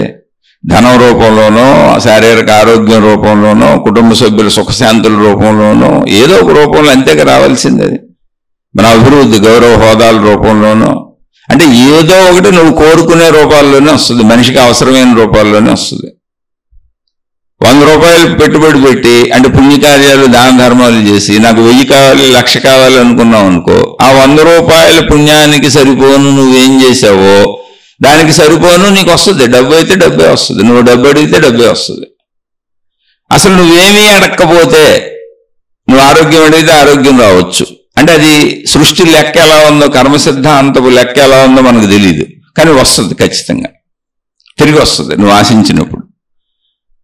ఆశించకుండా నువ్వు చేసినప్పుడు అంటే తిరిగి వస్తుందని ఎందుకు చెప్పానంటే, మహాత్ములు అనేక మంది కష్టాలకి, బాధలకి, కన్నీళ్ళకి, ఇబ్బందులకి ఆధ్యాత్మిక భక్తి మార్గాల్లో వెళ్ళినప్పుడు పరిహారాలు చెబుతారు. అనేక గ్రంథాల్లో ఈ పరిహారాలు కూడా లిఖించబడి ఉంటాయి. అంటే చెయ్యండి అని ఉంటాయి. ఎందుకని పరిహారాలు ఏమీ లేదు, దాన ధర్మాలే. దాన ధర్మాలు, దైవ కార్యాలు, సత్కర్మలు, మంచి పనులు. అంటే పుణ్యకార్యాలు చేయటం వల్ల కొంత పాప తీవ్రత తగ్గుద్ది అని. అలా అసలు ఏమీ ఆశించకుండా చేసావు. ఇప్పుడు నీకే అవసరం లేదు, నువ్వు తిరిగి అడగట్లేదు, అంత బాగానే ఉంది, హాయిగా ఉన్నావు. చిన్న చిన్న సమస్యలు వస్తే నువ్వే ఎదుర్కొన్నావు, అడగట్లేదు. ఇప్పుడు పుణ్యం ఏమవ్వాలి? నువ్వు ఆల్రెడీ తృప్తిగా ఉన్నావు. అప్పుడు పుణ్యం ఏమవుతుందంటే జ్ఞాన రూపంలోకి మారుతుంది. అందుకని విపరీతమైనటువంటి పుణ్యకార్యాలు చేసిన వాళ్ళు అయితే మహాయోగులుగా పుడతారు, యోగుల దగ్గర పుడతారు, జ్ఞానం నేర్చుకోవడానికి అనువుగా పుడతారు, జ్ఞాన జిజ్ఞాసువులుగా పుడతారు. ఎవరు బాగా పుణ్యకార్యాలు చేసిన వాళ్ళు, లేదా బాగా పుణ్యకార్యాలు చేస్తున్న వాళ్ళకి ఇటువంటి యోగులు తగులుతారు, మహాత్ములు తగులుతారు. జ్ఞానం నేర్చుకోవాలన్న అభిలాష కలుగుద్ది, ఆ జ్ఞానం నేర్పేవాళ్ళు తగులుతారు, జ్ఞానం అర్థమవుతూ ఉంటుంది. ఏదో ఒకటి మొత్తానికి అది జ్ఞాన రూపం ధరిస్తుంది. పుణ్యం జ్ఞాన రూపం ధరిస్తుంది నువ్వేం కోరుకోపోతే. అది జరిగే మార్పు, అది సృష్టి చేసిన ఏర్పాటు. ఎందుకని భౌతికమైన శారీరక అవసరాలు అన్నింటి చోట్ల నువ్వు తృప్తి పడిపోయావు, అందుకే నువ్వు త్యాగం దాకా వెళ్ళిపోయావు. త్యాగం అంటే నీకు తగ్గించుకొని కూడా నువ్వు చేయగలుగుతున్నావు. అప్పుడేమైంది, నీకు బుద్ధి వికాసం జరిగింది, అందుకే అసలు నువ్వు తగ్గించుకోగలిగావు. అంటే జ్ఞాన మార్పు ఆల్రెడీ నీలో వచ్చేస్తుంది పరోపకారంలో, నీకు తెలియకుండానే. అంటే పరోపకారంలోనే తృప్తి చెందటంలోనే జ్ఞాన వికాసం కలిసిపోయింది. నువ్వు ఎక్కడ తృప్తి చెందావో అక్కడ జ్ఞాన వికాసం జరిగిపోతుంది. నువ్వు ఎన్నిసార్లు తృప్తి చెందావో అంత జ్ఞాన వికాసం జరిగిపోతుంది. అది సామాన్యమైన విషయం కాదు, ఎందుకంటే తృప్తి ఎవడు చెందలేడు. ఎక్కడ తృప్తి చెందాలో తెలియదు, ఎంత తృప్తి చెందాలో తెలియదు. ఎక్కడికి అనంతంగా అన్ని అనుభవిద్దాం అనిపిస్తూ ఉంటుంది. ఆ అనంతంగా అన్ని అనుభవిద్దామన్న దాంట్లో నేను అనుకున్నన్ని పొందలేక, నేను అనుకున్నన్ని సాధించుకోలేక, చుట్టూ ఉన్న మనుషులతో పడలేక ఒక విసుగు, ఒక వైరాగ్యం, ఒక నిరాశ, నైరాశ్యం, ఒక నిస్పృహ కలిగి దాంతో వచ్చినటువంటి భక్తిలోకి వచ్చి, దాంతో గురువులను అనుసరించి, దాంతో భక్తి మార్గంలోకి వచ్చి అసలు ఈ గొడవ అందేంటి, గోళ అందేంటి, ఎవరి జీవితం ఏంటి, అసలు ఎందుకు ఈ జీవితంలోకి వచ్చాని ఆ నిరాశావాదంలోంచి, ఓటమిలోంచి ఆధ్యాత్మికతలోకి వచ్చినప్పుడు నిరాశ నిస్పృహలు ఆధ్యాత్మికతగా అనిపిస్తాయి. అలా ఓటమిలో చాలా మంది ఇల్లు వదిలి పారిపోయే వాళ్ళు ఉంటారు, ఆసక్తి లేని వాళ్ళు ఉంటారు, ఇల్లు వదిలి పారిపోయే వాళ్ళు ఉంటారు. అలా ఎందుకు? ఓ శ్రీకృష్ణ భగవానుడిని తీసుకోండి, ఎంత అద్భుతమైన జీవితం అయింది. పుట్టక ముందే శ్రీకృష్ణ భగవానుడికి చావు ఎదురు చూస్తుంది. అక్కడ ఆయన తల్లిదండ్రులను తీసుకెళ్లి కారాగారంలో బంధించి పుట్టినోళ్ళని పుట్టినట్టు చంపేస్తున్నారు. అష్టమ గర్భంలో కృష్ణ భగవానుడు పుడతాడు అంటే అంతకుముందు 7గురిని చంపుకుంటానే పోయారు. ఇప్పుడు ఈయన పుట్టగానే కూడా చంపేస్తారు. కానీ ఈయన పుట్టగానే సంరక్షించుకోవడానికి తండ్రికి తల్లికి ఒక అవకాశం వచ్చింది, అందుకని ఆయన రక్షించేశారు. ఆ ప్లేస్లో ఇంకోటి ఎవరినో తెచ్చిపెట్టారు. ఈయన ఇంకో చోట యశోద మాత దగ్గర పెరిగాడు. ఆయన అక్కడి నుంచి కూడా పలానా చోట పెరుగుతున్నాడని తెలిసి ఆయన చంపడానికి అనేక ప్రయత్నాలు జరిగినాయి. ఆ ప్రయత్నాలను ఎదుర్కొంటూ ఆయన బ్రతికారు, ఆనందంగా బ్రతికారు. ఎంత ఆనందంగా బ్రతికారు అంటే అసలు ఆయన చిన్నతనం అంతా కూడా అద్భుతమైనటువంటి అల్లరులతో, సరదాలతో, కాలక్షేపాలతో ఉంటుంది. చక్కగా చుట్టూ ఉన్న గోపికల ఇళ్ళకి వెళ్ళి ఆ వెన్న దొంగిలించటం, ఆ పిల్లలతో ఆడుకోవడం, పిల్లలందరూ కలిసి వెళ్ళి వెన్న దొంగిలించటం, అక్కడ ఆ చెట్లకు అయ్యన్నీ కోసుకోవడం, ఇవన్నీ కోసుకోవడం, తినేయడం. చిన్నప్పుడు అలాగే చేస్తాం మనం. పల్లెటూరుల్లో క్రియలు ఇప్పుడు పట్టణాల్లో ఉన్న వాళ్ళకి అర్థం కాదు. అసలు పల్లెటూరులో బ్రతికిన వాళ్ళకి ఇవన్నీ అర్థమవుతాయి. చిన్నప్పుడు ఇవన్నీ బాల్య క్రీడలు ఎంతో ఆనందంతో జరుగుతూ ఉంటాయి. అక్కడి నుంచి ఆయన యవనంలోకి వచ్చినాక ఎప్పుడు ఆయన మీద దండయాత్రలు ఉన్నాయి, ఆయన చంపే ప్రయత్నం జరుగుతూనే ఉంది. కానీ ఆయన ఎప్పుడూ కూడా నిరాశావాదంలోకి వెళ్ళలేదు, ఆశావాదంలో బతుకుతూ అద్భుతమైన జ్ఞానాన్ని నేర్చుకుని సాందీపని మహర్షి అని ఆయన గురువు. ఆయనకేమి ఆకాశం నుంచి ఊడిపడిపోయిందని చెప్పలే, ఆయన కూడా గురువుని అనుసరించారు. అలా చక్కగా బ్రతుకుతూ చక్కగా గోపబాలలతో ఆడుకుంటూ ఆవులను తోలుకెళ్తూ ఆవులతో ఆడుకుంటూ చక్కగా అందరితో కలిసిపోయారు. అటు జంతువులతో ఆవులతో గోవులతో కలిసిపోయారు, గోపబాలులతో కలిసిపోయారు. గోపబాలు వీళ్ళందరూ ఉప్పెక్కి ఆటలు ఆడుకునేవారు, ఒమ్ములు దూకుళ్ళు ఆడుకునేవారు, గోటి బిళ్ళలు ఆడుకునేవాళ్ళు. మనం పల్లెటూరులో ఏమాడతారో అవన్నీ ఆడుకునేవాళ్ళు. మళ్ళీ అవసరమైన చోట అందరికీ సహాయాలు చేసేవాళ్ళు. జంతువులను కూడా అంత ప్రేమగా చూసేవాళ్ళు. అప్పట్లో గోవులే ఆస్తి. అలా బ్రతుకుతూ అందరితో ఉంటూ అలా పెద్దవుతూ అలా ఎదుగుతూ తన వాళ్ళందరినీ రక్షించుకుంటూ తన వాళ్ళని కాపాడుకుంటూ శక్తి సామర్థ్యాలు సాధించుకొని అన్ని రంగాలలో నైపుణ్యాన్ని సాధించుకుని ఆయన నేర్చుకోకుండా ఎందుకు వస్తాయి? ఉన్న కథాపరంగా చెప్పేసుకుంటే అయిపోద్దండి. ఒక మనిషి జీవితంలో ఎలా ఉంటుందో అలాగే ఉంటుంది. అంటే ఏంటి, ఒక ఉత్సాహభరితమైన జీవితాన్ని జీవించాలి నువ్వు, నిరాశావాదం నిస్పృహ కాదు అని. ఆయనకి భార్యలు 8 మంది భార్యలు. అయితే 16,000 మంది ఆయన భార్యలు ఏం చెబుతారు. 16,000 మంది ఎవరంటే కంసుడు చెరపట్టాడు. ఆ చెరపట్టిన వాళ్ళందరినీ ఆయన వదిలించాడు. 16,000 మంది స్త్రీలను చెరపట్టి వాళ్ళందరినీ బంధిస్తే ఈయన వెళ్ళి వాళ్ళందరినీ విడిపించారు, వాళ్ళని చంపి. అందుకని ఆ 16,000 మందికి మళ్ళీ ఈయన జీవనోపాధి కల్పించారు. ఎందుకని ఈయన ఒక ఉన్నత స్థానంలో, ఒక రాజు స్థానంలో ఉన్నారు తన ఉన్నటువంటి పరిసర ప్రాంతాల్లో. వాళ్ళందరికీ ఇళ్ళు కట్టించి వాళ్ళందరికీ అవసరమైనటువంటి పొలాలు పొట్రలు బ్రతకడానికి ఏర్పాట్లు చేస్తే వాళ్ళందరూ ఆయన్ని తమ ప్రాణ సమానుడుగా భావించారు. మనం భావించుకోమా? అయితే వాళ్ళందరూ ఆడవాళ్ళు అవడం వల్ల అది కృష్ణ భగవానుడు కలిపేశారు అంతే. ఇది మన మనస్తత్వం అంతేగా. అసలు 16,000 మందితో ఎవరైనా ఉండగలరా? కుదురుతుందా? కాదు. వాళ్ళు భావనలో ఆయన హీరో. వాళ్ళకి మనకైనా సాయం చేసిన వాళ్ళు హీరో కాదా? మన ఎవరో బంధం చేశారు, ఆడవాళ్ళు వదిలేండి, మగవాళ్ళం అనుకోండి. మన ఎవరో బంధం చేశారు, ఎక్కడో దాచేశారు, మనం వాళ్ళని తట్టుకోలేకపోతున్నాం, మన మీద దౌర్జన్యాలు చేస్తున్నారు. ఎవరో వచ్చి వాళ్ళని చరణించి మనల్ని విడిపించి వాళ్ళ యొక్క దౌర్జన్యం మన మీద లేకుండా చేసి మనల్ని విముక్తులు చేసి మనకు స్వేచ్ఛ కల్పించి మనకు డబ్బులు ఇచ్చి మనకు వసతి ఇచ్చి మనకు ఓనర్ ఇచ్చి బతకడానికి అవసరమైనటువంటి వృత్తి వ్యాపారం ఏదో పెట్టించి నువ్వు బతుకు నీకు అండగా నేను ఉంటానని చెబితే వాళ్ళని మనం దేవుళ్ళుగా ఆరాధించమా? వాళ్ళని మన నాయకుడిగా చేసుకోమా? ఆరాధనాభావం అది. గోపికలందరిది ఆరాధనాభావం. ఆరాధనాభావం వేరు. అయితే రాజులు పూర్వకాలంలో రాజులకి ఏంటంటే అనేక మంది భార్యలు ఉండటం అనేది మీరు వెనక రాజుల చరిత్రలకు వెళ్తే ఉంటుంది. దశరథ మహారాజుకి 3 భార్యలు. అలా చాలా మందికి అనేక మంది రాజులకి ఎక్కువ మంది భార్యలు ఉండేవాళ్ళు. అది అప్పుడు సాంప్రదాయాలు అలా నడిచినాయి. అలా ఈయనకి ఆథరైజ్డ్గా 8 మంది భార్యలు. చక్కగా సంసారం చేశారు, పిల్లల్ని కన్నారు, ఆయన పిల్లల పేర్లు ఉన్నాయి, అన్నీ ఉన్నాయి. అలానే ఎంతో మంది చెడ్డవాళ్ళు ఆయన మీదకి వస్తే వాళ్ళతో యుద్ధాలు చేశారు, వాళ్ళని సంహరింపజేశారు. మంచోళ్ళైన పాండవులకు సహకారంగా ఉన్నారు, మిత్ర సహాయం చేశారు, పరోపకారం చేశారు, అన్నీ చేశారు. ఆయన చెయ్యింది లేదు. ఎంత చేసి మొత్తం సృష్టికి అవసరమైనటువంటి ప్రతి మనిషికి ఉపయోగపడేటువంటి సృష్టి ఎంతకాలం ఉండే అంతకాలం, మానవ జాతి ఎంతకాలం ఉండే అంతకాలం మొత్తం ఈ సృష్టి తత్వం ఏంటి, అసలు ఇది ఎందుకు ఏర్పడింది, ఎలా ఏర్పడింది, దీని విధానం ఏంటి, దీని పద్ధతి ఏంటి, దీని రహస్యాలు ఏంటి, అసలు మనిషి నువ్వెవరో, ఉన్న సృష్టి అంతా ఏంటి అనేటువంటి ఆత్మజ్ఞానాన్ని ఆధ్యాత్మిక చదువుని భగవద్గీత రూపంలో అందించారు. అర్జునుడికి బోధిస్తూ మానవాళి మొత్తానికి అందించారు. ఇందులో నిరాశ ఎక్కడుంది, నిస్పృహ ఎక్కడుంది? అలానే ఆయన బాణం దెబ్బకి చనిపోయారు. ఆయనకి శాపం కూడా ఉంది. ఆయనకి శాపం ఏంటో తెలుసా? మొత్తం మహాభారత యుద్ధం అయిపోయిన తర్వాత గాంధారీదేవి ఆయన్ని శపించింది. ఎందుకంటే ధృతరాష్ట్రుడు గాంధారి మిగిలారు. మొత్తం కౌరవులు వాళ్ళ సంతతంతా నాశనం అయిపోయారు, వాళ్ళ బంధువర్గం అంతా నాశనం అయిపోయారు. పాండవులు మాత్రమే మిగిలారు. పాండవులు వాళ్ళిద్దరినీ తమ తల్లిదండ్రులుగా తమ దగ్గరే ఉంచుకున్నారు, పెద్దవాళ్ళని గౌరవించారు. పెదనాన్న పెద్దమ్మే కదా. అప్పుడు కృష్ణ భగవానుడు నేను వెళ్ళిపోతున్నాను, ఇక్కడికి అంతా అయిపోయింది కదా, ఇంక నేను నా ద్వారకకు వెళ్ళిపోతున్నానని వీడ్కోలు చెప్పడానికి వెళ్ళినప్పుడు గాంధారీదేవి కృష్ణ భగవానుడిని శపించింది.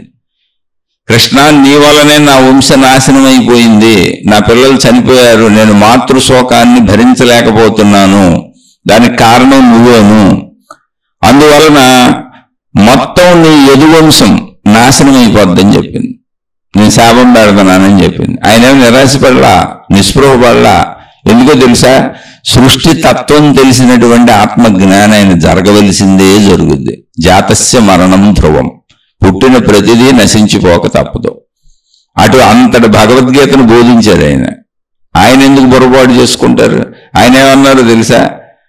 మేనత్త అవుద్దాని, అత్త నువ్వు అనవసరంగా నీలో ఉన్నటువంటి శక్తిని పాడు చేసుకున్నావు, పవిత్ర శక్తిని, మంచి శక్తిని శాప రూపంలో పాడు చేసుకున్నావు. నిజంగా జరిగేది కూడా అదే, అది ఆల్రెడీ జరిగేదే. జరిగేదానికే నువ్వు మళ్ళీ శాపం ఇచ్చావు అంతే. జరగని దానికి నువ్వేం శాపం ఇవ్వలేదు, జరిగేదే అది. ఎందుకనంటే నేను ఉన్నాను అని, అంటే నన్ను ఎదిరించేవాడు ఎవడో లేడు, నేనున్నానని, నేను రక్షిస్తున్నానని అండదండలతో ఆల్రెడీ అందరూ విర్రవీగిపోయి రకరకాల చెడు గుణాలకి యదువంశీకులంతా లోనైపోయారు. ఎవరో కృష్ణుడు సొంత బిడ్డలతో సహా. ఆయన ఏం తన సొంత బిడ్డలు కదా అని మనలాగా మోహం పెట్టుకుని ఆయన రక్షించాలని అనుకోవాలి ఆయన. ఎందుకని? తప్పుకు శిక్ష తప్పదు, అందుకని పాండవుల వైపు ఉన్నారు. అది తన వాళ్ళైనంతే. ఇంకా జ్ఞానం తెలిసిన ఆత్మజ్ఞాని భగవద్గీతలో అనంతాత్మస్వరూపుడును నేను ఆత్మస్వరూపాన్ని చెప్పారు ఆయన. ఆ శక్తిని నేనే ఉన్న ఈ రూపంలో కృష్ణుడిగా ఇక్కడ ఉన్నాను అంతే. ఆ శక్తిని నేనే అని చెప్పారు. ఆ తత్వంలో ఉన్నాయని మీరు దాన్ని అంగీకరించరు. ఆయన అంగీకరించారు. ఆయన ఏం దుఃఖపడలేదు, బాధపడలేదు, కనీసం నిరుత్సాహపడలేదు, నిస్పృహకు లోనవలేదు. మనం ఎందుకు నిరాశకి, నిస్పృహకి, భయానికి, ఆదుర్దాకి, కంగారికి లోనవుతున్నాము అంటే నేను ఈ శరీరం అన్న భావనలో మనకు వచ్చే తలంపులు నిరంతరం ఈ శరీరాన్ని తృప్తి చెందించడం మన వల్ల కావట్లా.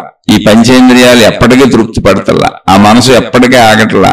ఎన్ని కోరుకున్నా, ఎన్ని అనుభవించినా ఇంకా కోరుకునే ఉన్నాయి, ఇంకా అనుభవించే ఉన్నాయి. మన ముందు ప్రపంచం అవిశ్రాంతంగా ముందు కనపడతానే ఉంది అనంతంగా. మనం ఎంత పొందినా మొత్తం ప్రపంచాన్ని పొందలేకపోతున్నాం, మనకంటే భయంగా ఉంది. చుట్టూ ఉన్న మనుషుల్ని తట్టుకోలేకపోతున్నాం, భరించలేకపోతున్నాం.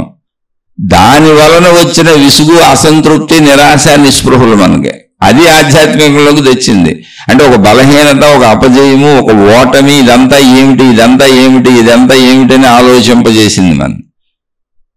అది కాదు, ఒక బుద్ధుడు అలా ఆలోచించలేదు. ఒక బుద్ధుడికి సమస్తం ఉన్నాయి. ఒక రాజు కొడుకు అయినా, యువరాజు అయినా, ఒక రాజ్యానికి అధినేత అయినా సర్వసుఖాలు, సర్వభోగాలు, సర్వసౌఖ్యాలు ఉన్నాయి. కానీ అన్ని సౌఖ్యాలలో వివాహం చేసుకుని సంసార జీవితం గడిపి పిల్లవాడిని కన్నాక ఆయనకి అంతకంటే ఇంక మనిషి అనుభవించే సుఖాలే ఉంటాయి. అప్పుడు ఆలోచన వచ్చింది ఆయనకి, అసలు ఇదంతా ఏంటి, జనన మరణాలు ఏంటని. సుఖభోగాలలోంచి వచ్చినటువంటి ఆసక్తి ఆయనకి, నిరాశ నిస్పృహలతో రాలా ఆయనకి. సుఖభోగాలలో, అష్టైశ్వర్యాలలో అవి ఎక్కువైపోయి ఇవన్నీ ఇలాగే ఉంటాయి, లేక ఎంత అనుభవించినా ఇవి ఇంతేను అనేటువంటి భావనతో అసలు ఈ సృష్టి రహస్యం ఏంటి, జన్మ రహస్యం ఏంటి, నేనెవరు అని తెలుసుకుందామని వెళ్ళారు ఆయన. అందుకని ఖచ్చితంగా తెలుసుకున్నారు ఆయన. ఆయన నిరాశతో వెళ్ళా, నిస్పృహతో వెళ్ళా, సత్యాన్ని తెలుసుకుందామన్న ఆసక్తితో వెళ్ళారు. మనం కూడా అలా జీవించాలి. అలా జీవించాలంటే ముందు జీవితాన్ని అందంగా జీవించాలి. జీవితాన్ని నిరాశతో జీవించకూడదు, నిస్పృహతో జీవించకూడదు. నిరాశ, నిస్పృహలు ఆధ్యాత్మికతకు దగ్గరగా ఉంటాయి అనుకోకూడదు. ఇప్పుడు చాలా మంది భౌతిక జీవితంలో ఓడిపోయిన వాళ్ళు ఆధ్యాత్మికతలోకి వెళ్ళి గురువులు, మహాత్ములు, పీఠాధిపతులు, మఠాధిపతులు, అనేక రకాలైనటువంటి మాతాజీలు, గురువులు, గురువుణులు, అంటే ఎవరి పీట ఆళ్లే వేసుకుంటున్న వాళ్ళు. పీఠాధిపతులు అంటే చెంచన్నోళ్ళు. మహాత్ములు అంటల్లా, నిజమైన మహాత్ముల జోలికి అసలు నేను ఎప్పుడూ వెళ్తలా. వీళ్ళందరూ కూడా ఆధ్యాత్మికతలోకి వచ్చి ఎవరికాళ్ళు ఆళ్లే ఆ డ్రెస్సులు చుట్టేసుకుని వాళ్ళకి ఇచ్చిన వాళ్ళు లేరు, పుచ్చుకొంది లేదు, పద్ధతి లేదు, సాంప్రదాయం లేదు, విధానం లేదు. ఎవరికి తోచింది వాళ్ళు చుట్టేసుకొని ఆళ్లే సాంప్రదాయాలు సృష్టించేసి, విధానాలు సృష్టించేసి, పద్ధతులు సృష్టించేసి వీళ్ళంతా జీవితంలో ఓడిపోయి ఆధ్యాత్మికతలో గెలిచామని ప్రజల్ని మభ్యపెట్టి ప్రజల్లో కీర్తి ప్రతిష్టలు సంపాదించుకొని, డబ్బు సంపాదించుకొని, అనేక మందిని సమూహంగా కూటమిగా తయారు చేసుకొని వాళ్ళ ఈగోలు సాటిస్ఫై చేసుకుంటూ దానికి మహిమలు మాయలు అద్ది అభూత కల్పనలు కల్పించి దేవుళ్ళ పేరు మీద, దేవతల పేరు మీద ప్రజలను ముంచేస్తూ, మహిమల మాయల అద్భుతాలలో ముంచేస్తూ అదే నిజమని బ్రతుకుతున్నోళ్ళు. వాళ్ళ జీవితంలో ఓడిపోయి వెళ్ళినోళ్ళు. జీవితంలో గెలిచి వెళ్ళి సత్యాన్ని తెలుసుకుందామని వెళ్ళిన బుద్ధుళ్ళు లాంటి వాళ్ళు ఎవ్వరూ ఇటువంటి మాయలు మహిమల జోలికెళ్ళ. జీవితంలో గెలిచి సత్యాన్ని ప్రజలకు తెలియజేద్దాం, మనం సత్యాన్ని తెలుసుకుందామని వెళ్ళిన ఎవరూ కూడా తత్వవేత్తలు, జిడ్డు కృష్ణమూర్తి గారు లాంటి తత్వవేత్తలు కానీ, మహానుభావులు కానీ, అనేక మంది మహాత్ములు, మహానుభావులు ఎవరో ప్రజల్ని తప్పుదోవ పట్టించలా, మహిమలు మాయలు అద్భుతాలు అసలు చెప్పలా, జ్ఞానం చెప్పారు. నువ్వు తెలుసుకోవడానికి ఉపయోగపడేది కేవలం జ్ఞానం ఒకటే. మిగిలిన ఎంత అభూత కల్పనలో వాళ్ళందరూ నిరాశావాదంతో వచ్చినోళ్ళు. వాళ్ళ వల్లనే ఆధ్యాత్మికత తెలుసుకోకుండా పోయింది. ఎందుకంటే ఇది అందరూ తెలుసుకోవచ్చు. ఇప్పుడు భౌతిక చదువులు ఉన్నాయి, అందరూ చదువుకోవచ్చు. ఎవరు చదువుకోకూడదు, ఎవరిని చదవద్దు అన్నారు. బోల్డ్ స్కూల్స్ ఉన్నాయి. నువ్వు మామూలుగా డబ్బులు కట్టి చదువుకోలేనంటే గవర్నమెంట్ స్కూల్స్ బోల్డ్ ఉన్నాయి. నీ ఇష్టం వచ్చిన చదువులు చదువుకోవచ్చు. గవర్నమెంట్ కాలేజీలు ఉన్నాయి, గవర్నమెంట్ యూనివర్సిటీలు ఉన్నాయి. నువ్వు ఎక్కడ దాకా ఎంత దూరమైనా చదువుకోవచ్చు. ఎందుకని అక్కడ మాయలు లేవు, మహిమలు లేవు, అద్భుతాలు లేవు, ఎటువంటి మోసకారితనాలు లేవు. నీ దగ్గర డబ్బులు ఉంటే ప్రైవేట్ కాలేజీలు పెట్టారు, నీకు సౌకర్యాలు ఎక్కువ కల్పించారు, ఏసీ రూములు పెట్టారు, హాయిగా డబ్బులు కట్టి చదువుకో. చదువును కూడా చక్కగా హాయిగా లగ్జరియస్గా చదువుకో. నీ దగ్గర డబ్బులు లేవా, ఉన్నంతలో గవర్నమెంట్ స్కూల్స్ పెట్టారు, అవి కూడా అంత తక్కువగా ఏముండవు, కానీ నీకు ఏసీలు గీసీలు ఉండకపోవచ్చు, లగ్జరీ ఉండకపోవచ్చు, కానీ ఖచ్చితంగా అద్భుతమైన జ్ఞానం అందించబడుతుంది. ప్రైవేట్ స్కూల్స్ కంటే గవర్నమెంట్ స్కూల్స్లోనే క్వాలిఫైడ్ టీచర్స్ ఉంటారు, క్వాలిఫైడ్ లెక్చరర్స్ ఉంటారు, క్వాలిఫైడ్ ప్రొఫెసర్స్ ఉంటారు. ఎందుకని గవర్నమెంట్ క్వాలిఫికేషన్ లేకపోతే వాళ్ళకి ఉద్యోగాలు ఇవ్వదు. అలాగే ఆధ్యాత్మికతను కూడా జ్ఞానంగా కరెక్ట్గా తీసుకెళ్లి మహిమలు మాయలు అద్భుతాలు గందరగోళాలు సృష్టించకుండా ఉంటే కేవలము జ్ఞానార్హత కలిగిన వాళ్ళు మాత్రమే గురువులుగా, మహాత్ములుగా, మహనీయులుగా చలామణి అయ్యేవాళ్ళు. ఇప్పుడు ఎప్పుడైతే ఇందులోకి మహిమలు మాయలు చొప్పింపబడి ఇది గందరగోళంగా అయిపోయిందో, ఏమీ పనికిరాని, దేనికి పనికిరాని, అసలు క్యారెక్టర్ కూడా లేనటువంటి, చదువు రానిటువంటి, మామూలు అతి సాధారణమైనటువంటి కూలి పని చేసుకునే వాళ్ళు తక్కువని కాదు, ఆ స్థాయిలో ఉన్నటువంటి చిన్న చిన్న మహిళలు కూడా ఇంత పసుపులు, ఇంత కొంకాలు, ఇంత నిమ్మకాయ ముక్కలు జల్లేసి ప్రజలకు మేమేదో చెప్పేస్తున్నాం, మాకు భూత భవిష్యత్తులు తెలిసిన ప్రజల్ని మోసం చేయడం మొదలు పెట్టారు. తాళ్ళు, తాయెత్తులు, రంగురాళ్ళు, ఉంగరాలు ఒకటేంటి, సాధారణ పేద స్థాయి నుంచి అత్యున్నత కుబేర స్థాయి వరకు అందరూ ఆ మోసాల్లో పడిపోతున్నారు. అందరినీ ఆ మోసగించే స్థాయిలో అన్ని రకాల వాళ్ళు ఉన్నారు. అందువల్ల ఆధ్యాత్మికత గజిబిజి అయిపోయింది, ఒక నిరాశావాదం అయిపోయింది, ఒక నిస్పృహ అయిపోయింది. అసలు నిజమైన ఆధ్యాత్మికతలోకి వెళ్ళిన వాళ్ళకి ఎవరికి డబ్బుతో సంబంధం ఉండదు. ఒక వివేకానందుడు ఎప్పుడు సామాన్యుడిగా బతికాడంతే. ఆయన ఎక్కడ డబ్బులు పోగేసుకోవాలి, అసలు ఆయన ఎన్నో ఇబ్బందులు పడ్డాడు, ఎన్నో కష్టాలు పడ్డాడు, సత్యాన్ని చెప్పాడంతే. ఆయన దగ్గర మహిమలు లేవు, మాయలు లేవు. మీరు వెళ్ళి వివేకానంద చరిత్ర చదువుకోండి, ఎక్కడ ఉండవు అసలు. అవి జ్ఞానబోధ జరిగిందంతే. ఎక్కడైనా నిజమైన మహాత్ములు ఉన్న చోట కేవలము జ్ఞానం అంటే ఏంటి, భౌతిక చదువులాగా ఆధ్యాత్మిక చదువు అంతే. అందుకని ఆధ్యాత్మిక చదువు ఎవరు చదువుకుంటారంటే, ఇప్పుడు శ్రీకృష్ణ తత్వం ఏముంది, ఇందాక చెప్పుకున్నాం, ఉత్సాహభరితమైన జీవితం. గాంధారి శపించింది, ఆయన ఏం బాధపడలా, దుఃఖపడలా, జరిగేది అదే జరుగుద్ది. ఇప్పుడు మన ఎవరో శపించారు, మన ఎవరు శాపనార్థాలు ఇట్టారు, దుమ్మెత్తు పోసారు, కానీ జరగవలసిందే జరుగుద్ది మన జీవితంలో. వాళ్ళు శపిస్తే అవుద్దా? మంత్రాలకు సంతకాలు రాస్తాయా? లేదు, వాళ్ళు పొగిడేసి మంత్రసిద్ధులు ఇచ్చేసావు, నీకు నువ్వు తరించిపోతావు అంటే వస్తాయా?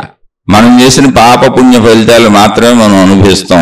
అదే కృష్ణ భగవానుడు చెప్పాడు, యదువంశీకులంతా ఆల్రెడీ పాడైపోయి ఉన్నారు, తాగుబోతులు, తిరుగుబోతులు, ఇష్టారాజ్యంగా అహంకారంతో పెరిగిపోయింది అహంకారం వాళ్ళకి. ఎందుకనంటే నేను వాళ్ళ సంరక్షకుడుగా ఉండడం వలన వాళ్ళని ఎవరు ఏమీ చేయలేకపోతున్నారు, అందువలన వాళ్ళకి అహం పెరిగిపోయింది.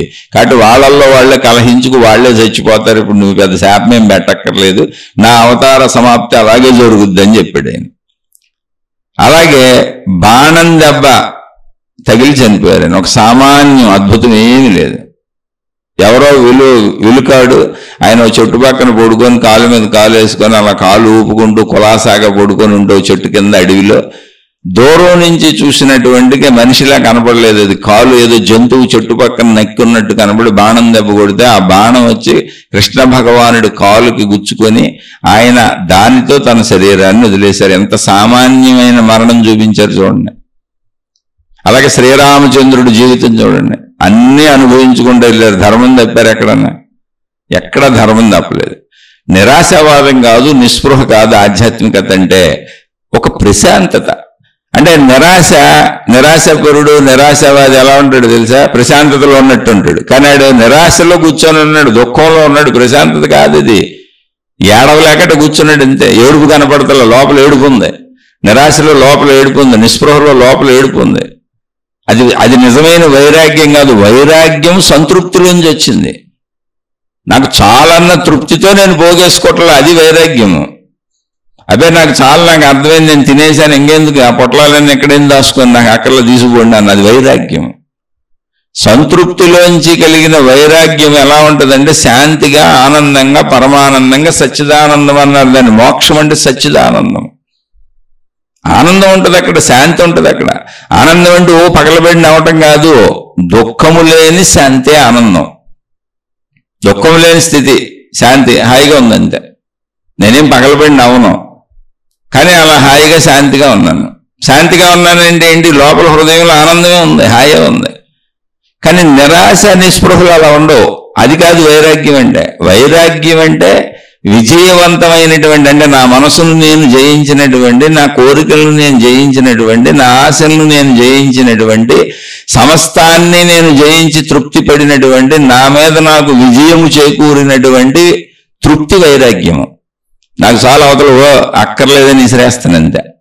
చాలా, నాకు ఈ చెరిగిపోయిన బట్టలతో హ్యాపీగా ఉన్నాను, నేను మహారాజులా ఉంటాను. నాకు ఈ చెరిగిపోయిన బట్టలే నాకు మహారాజు డ్రెస్సు, ఇదిగో ఇరిగిపోయిన కుర్చీనే నా సింహాసనం. ఏంటి ప్రాబ్లం ఇప్పుడు? నాకు నా మనసు తృప్తి గుండా ఇంకేముంది? అది వైరాగ్యం అంటే. కృష్ణ భగవానుడు అనంటే మొత్తం ఆ యదుకులం అలా నశించిపోయింది. ఆయన సొంత పిల్లలు కూడా నశించిపోయారు, ఆయన భార్యలు పోయారు, మొత్తం అందరూ పోయారు. ఎవరితో అయితే ఆయన చందనం నుంచి ఆడుకొని ఎవరినైతే తాను ప్రాణ సమానంగా భావించిన యదువంశం ఉందో అదంతా సర్వనాశనం అయిపోయింది. ఆయన ఏం దుఃఖపడలేదు, మనలాగా అది బంధంగా పెంచుకోలేదు. ఎందుకని? ఆత్మతత్వాన్ని బోధించిన మహానుభావుడు. ఆత్మతత్వంలో మొదటి వాక్యమే జాతస్య మరణం ధ్రువం. సృష్టి ధర్మంలో మొదటి ధర్మమే జాతస్య మరణం ధ్రువం. పుట్టినవాడు మరణించక తప్పదు. కాబట్టి నువ్వు ఎంత బంధం పెంచుకున్నా, ఏం పెంచుకున్నా, ఎంత బంధాన్ని నేను నా లోపల పెంచుకున్నా, వాళ్ళు వెళ్ళిపోక తప్పదు, నేను వెళ్ళిపోక తప్పదు. వాళ్ళు వెళ్ళిపోయారు, ఈయన వెళ్ళిపోయారు. సత్యం తెలిసిన వాడు అలా ఆనందంగా ఉంటాడు. సత్యం ఆనంద స్వరూపం. అయితే ఆనందం అంటే ఏంటి? మీరు ఏదో వస్తువులు తిన్నట్టు, స్త్రీ పురుష శారీరక సుఖంతో ఆనందం కలిగినట్టు, నేను కోరుకున్న 1 కోటి రూపాయలు, 100 కోట్లు, 1000 కోట్లు నాకు పోగుబడిపోతే ఆనందం కలిగినట్లు, అది కాదు ఆనందం. నిర్మలానందం అంటే దుఃఖము లేని స్థితి, బాధ లేని స్థితి, ఆందోళన లేని స్థితి, కంగారు లేని స్థితి, భయము లేని స్థితి, భయరాహిత్యం, అభయ స్థితి. అది ఆనందం. శాంతిగా ఉంది, హాయిగా ఉంది, అంతే. సుఖం కాదు అది, సుఖం కాదు అది, దుఃఖం కాదు అది, శాంతి. ఆ శాంతి ఎలా ఉంది? హాయిగా ఉంది, నిర్మలంగా ఉంది, నిశ్చలంగా ఉంది. అది వైరాగ్యము. అందుకని ఆధ్యాత్మికతలో ఎప్పుడు ఉత్సాహవంతంగా ఉండాలి. ఉత్సాహం ఎట్లా వస్తుంది అంటే తృప్తితో ఉన్నవాడికి ఉత్సాహమే వస్తుంది. ఉత్సాహం లేని ఆధ్యాత్మికత ఓటమిలోంచి, నిరాశలోంచి వచ్చింది, నిస్పృహలోంచి వచ్చింది. నీది నిజమైన ఆధ్యాత్మికత కాదు, నీది నిజమైన ఆధ్యాత్మిక జ్ఞానం అస్సలు కాదు. అందుకే అటువంటి వాళ్ళు భక్తిలో ఉంటారు, భక్తిలో నడుస్తూ ఉంటారు, గురువులతో ఉంటారు, మతాలతో ఉంటారు, అన్ని రకాల భక్తి కార్యాలు చేస్తారు, ఉపవాసాలు ఉంటారు, నియమనిష్టలు ఉంటారు, అబ్బో అన్ని పాటించేస్తుంటారండి. ఏది వస్తే చేసేస్తారు. ఈ రోజు ఏ స్పెషల్ అయితే చేసేస్తారు. అబ్బో ఏం లేదు, సోమవారం వస్తే శివుడి గుడికి వెళ్ళిపోతారు, మంగళవారం వస్తే ఆంజనేయ స్వామి దగ్గరికి వెళ్ళిపోతారు, బుధవారం వస్తే అయ్యప్ప దగ్గరికి వెళ్ళిపోతారు, గురువారం వస్తే సాయిబాబా దగ్గరికి వెళ్ళిపోతారు, శుక్రవారం వస్తే అమ్మవారుల దగ్గరికి వెళ్ళిపోతారు, శనివారం వస్తే వెంకటేశ్వర స్వామి దగ్గరికి వెళ్ళిపోతారు, ఆదివారం వస్తే సూర్యుడి దగ్గరికి వెళ్ళిపోతారు. ఏదో ఒకటి సంథింగ్ అన్నీ చేసేస్తారు. కానీ అస్సలు తృప్తి ఉండదు. నిత్యం భయంతో ఉంటారు, ఆదుర్దతో ఉంటారు, కంగారుతో ఉంటారు, కంగారులు పడిపోతుంటారు, అందరినీ కంగారు పెట్టేస్తుంటారు, భయభ్రాంతులకు లోనవుతుంటారు, తీవ్ర కోరికలు వదలవాళ్ళని వెళ్ళిన ప్రతి చోట దేవుణ్ణి కోరికలు కోరుకుంటూ ఉంటారు. మళ్ళీ భక్తితో ఉంటారు, గురువులతో ఉంటారు, గ్రంథాలు చదువుతూ ఉంటారు, భక్తిని చెబుతూ ఉంటారు, అందరికీ చెప్పమంటే ఉపన్యాసాలు అదరకొడుతూ ఉంటారు, కానీ వీళ్ళకి నిద్ర పట్టదు. అలా ఎంతమందిని చూశాను నేను, ఎంతమందిలో లేదు అసలు. అలా మా ఇంట్లోనే ఉన్నారు. ఎందుకు చెప్పటం? ఎవరైనా ఏం చెప్పను.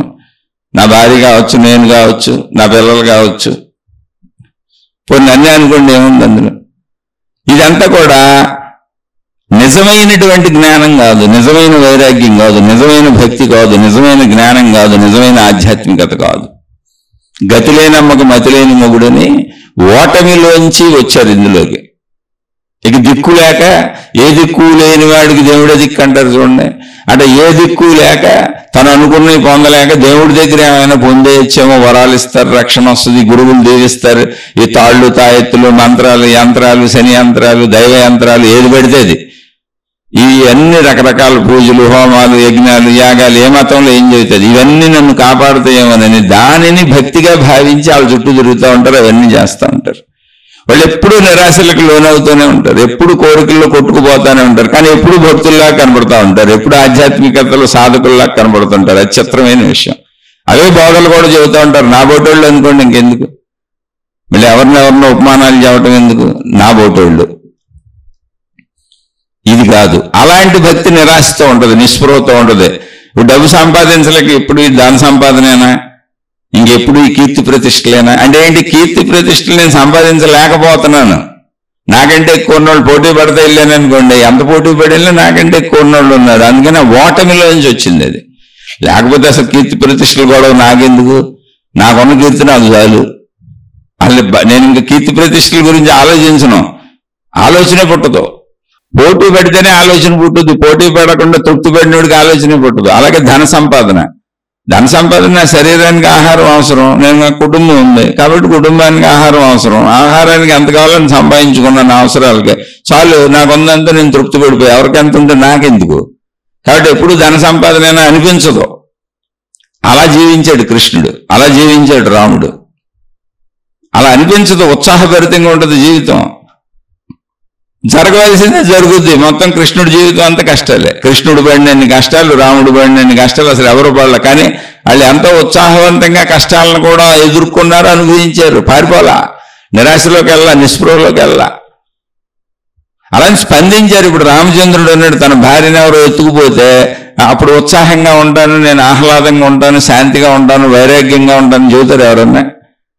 అది తన ధర్మం. భార్య తన సహచర్యంలో ఉన్న తన భార్య, తననే నమ్ముకున్న భార్య, తను నమ్ముకొచ్చిన భార్య ఎవరో ఎత్తుకుపోతే రక్షించుకోవాలి కదా, తన జీవిత భాగస్వామి కదా, ఒక ప్రేమ అనుబంధం ఆప్యాయత ఉంటుంది కదా, కనుక దుఃఖితులయ్యారు. అది ఒరిజినాలిటీ. ఆధ్యాత్మికతలో నిజమైన దుఃఖానికి స్పందించాలి. భార్యకి స్పందించపోతే అట్ట, భర్తకు స్పందించపోతే అట్ట, బిడ్డలకు స్పందించపోతే అట్ట, తల్లిదండ్రులకి స్పందించపోతే అట్ట. అబ్బెబ్బే మేము గురువులు అండి, మహాత్ములు అండి, నాకు భార్య పోయినా ఒకటే, భర్త పోయినా ఒకటే, పిల్లలు పోయినా ఒకటే, నేను స్పందించను, కానీ నాకేమన్నా ఇదే మాత్రం నేను స్పందిస్తాను బాబు, నాకు అన్ని ఏర్పాట్లు చేయండి, నన్ను మాత్రం జాగ్రత్తగా చూసుకోండి, నాకు ఏసీలు పెట్టండి, నాకు కార్లు పెట్టండి, నన్ను విమానాల్లో తిప్పండి, నాకు అన్ని సౌకర్యాలు చేయండి, నాకు అన్ని సమకూరుస్తున్నాయనుకో సమూహం జరగండి. అది కాదు. నిజమైనటువంటి జ్ఞానం తన బాధ్యతల పట్ల, తన కర్తవ్యాల పట్ల చక్కగా స్పందిస్తుంది. అదే రాముడు చెప్పింది. అదే రామచంద్రుడు మళ్ళీ భార్య పట్ల అంత స్పందించి ఆయన పాపం బాధకు లోనయ్యారు, నిరాశకు లోనయ్యారు, నిస్పృహకు లోనయ్యారు. అంటే ఆవిడని ఒకవేళ ఎవరైనా చంపేశారేమో, ఆవిడ చనిపోయిందేమో అన్నటువంటి బాధతో, ఎక్కడుందో ఆవిడ తెలియకపోవటం వలన తాత్కాలిక వైరాగ్యం, తాత్కాలిక నిరాశ, తాత్కాలిక నిస్పృహ, అది స్పందన ఎవరికైనా మనకైనా రావాలి. అది నిజమది, అది నిజమైంది. జీవితంలో ప్రేమాభిమానాలను చోట అలా ఉంటుంది, కర్తవ్యాల దగ్గర అలా ఉంటుంది, బాధ్యతల దగ్గర అలా ఉంటుంది. అదే రామచంద్రుడు రాజ్యాన్ని వదిలేయి, నువ్వు రాజువు కాదు, రాజ్యం ఇవ్వం, మీకు సంపదలు ఇవ్వం, అధికారం ఇవ్వం, హోదా ఇవ్వం, నువ్వు అరణ్యానికి పోవాలి, నువ్వు అక్కడికి వెళ్ళి ఏదో ఆ మహర్షులు బతికినట్టు పాత గొడ్లు కట్టుకొని, చింకి గొడ్లు కట్టుకొని బతకాలి, నువ్వు నీ భార్య పోండి అంటే అక్కడ మళ్ళీ ఆయన నిరాశకు లోన వాళ్ళు ఆనందంగా వెళ్ళిపోయారు. ఈ సంపదలు పోతే మనకేముంది, కీర్తి ప్రతిష్టలు పోతే మనకేముందని. అది నిజమైన జ్ఞానం, తృప్తి చెందిన జ్ఞానం అలా ఉంటుంది. అది తెలుసుకోవాలి. సేమ్ శ్రీకృష్ణుడు చేసింది అదే. అంత ఆత్మతత్వాన్ని బోధించగలిగిన ఆయనకి ఏముంది, చక్కగా తను ఉన్నంతకాలం తన బాధ్యతలు కర్తవ్యాలు చేశారు, తన వాళ్ళందరినీ రక్షించారు, మంచిని రక్షించారు, చెడ్డని శిక్షించారు, ఆఖరికి మొత్తం సర్వం అది మంచి అయినా అది చెడైనా, ఒకవేళ చెడు తన వాళ్ళ దగ్గరే ఉన్నా చెడుకు నశింపు తప్పదన్నారు, యదువంశ నాశనం అయిపోద్దన్నారు, అయిపోయింది. ఆయన కూడా చిన్న బాణం దెబ్బకే శరీరం వదిలిపెట్టి వెళ్ళిపోయారు. మరి చిన్న బాణం దెబ్బకి ఆయన శరీరం వదిలిపెట్టి వెళ్ళిపోవడం ఎందుకు?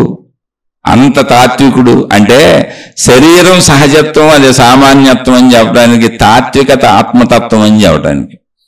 శరీరం ఎప్పుడూ సహజం, అది సహజత్వంగానే మరణించింది, దానికి దెబ్బ తగిలింది, గాయమైంది, మరణించింది. ఆయన ఎక్కడ తన మరణంలో, తన వాళ్ళని యదువంశ నాశనంలో, తన వాళ్ళని రక్షించుకోవడంలో ఏం మాయలు మహిమలు ఏం చూపించలే ఆయన.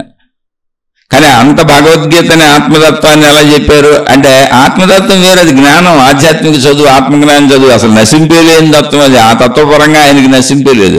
ఆయన శరీరం బాణం దెబ్బకు పడిపోయింది. ఆయన ఎవర్ గ్రీన్. ఇప్పుడు మనలో ఉన్న ప్రాణశక్తి అయినా, మీలో ఉన్న ప్రాణశక్తి అయినా, నాలో ఉన్న ప్రాణశక్తి అయినా, సృష్టి మొత్తం ఆనందంగా ఉన్నటువంటి చేమా దోమం నుంచి ఇప్పుడు అడిగారు మనం ఇక్కడ ఎందుకున్నాం, మనం ఎందుకు ఎగ్జిస్ట్ అయి ఉన్నాం, అసలు ఎందుకున్నాం, మన రూపమే, మానవ రూపమే కాదు, చెట్లు పుట్లు దోమలు అన్ని రూపాలన్నింటికి ఏమన్నా సంబంధ బాంధవ్యం ఉందా అంటే మొత్తం అవన్నీ కూడా ఆత్మతత్వపు స్వరూపాలే, శ్రీకృష్ణ స్వరూపాలే, శ్రీరామ స్వరూపాలే, దైవ స్వరూపాలే, రూపాలుగా కాదు, ఆత్మతత్వంగా, శక్తిగా. దీన్ని అర్థం చేసుకోవాలి మనం. అందుకని ముందు మీరు నిరుత్సాహాన్ని వదిలేయండి, సరదాగా ఉండండి, చక్కగా ఉండండి. మీరు నిరుత్సాహంతో ఉన్నంతకాలం మీకు జ్ఞానం రాదండి. మీకు తెలుసో తెలీదో, మీకు ఇవన్నీ చెబుతానా, నేను చాలా చక్కగా ఉంటాను, ఉత్సాహంగా ఉంటాను అంటే నిరుత్సాహం అప్పుడప్పుడు వస్తుంది అనుకోండి. నేనేం పూర్ణ జ్ఞానిని కాదు, చక్కగా సినిమాలు చూసుకుంటాను, పిల్లలతో కౌరులు చెప్పుకుంటాను, అప్పుడప్పుడు ఇంట్లో ఘర్షణలు అవుతూ ఉంటాయి. మామూలు మనుషులందరికీ ఏ రకమైన ఘర్షణలు అవుతాయి, మా ఇంట్లో కూడా అయ్యే అవుతాయి.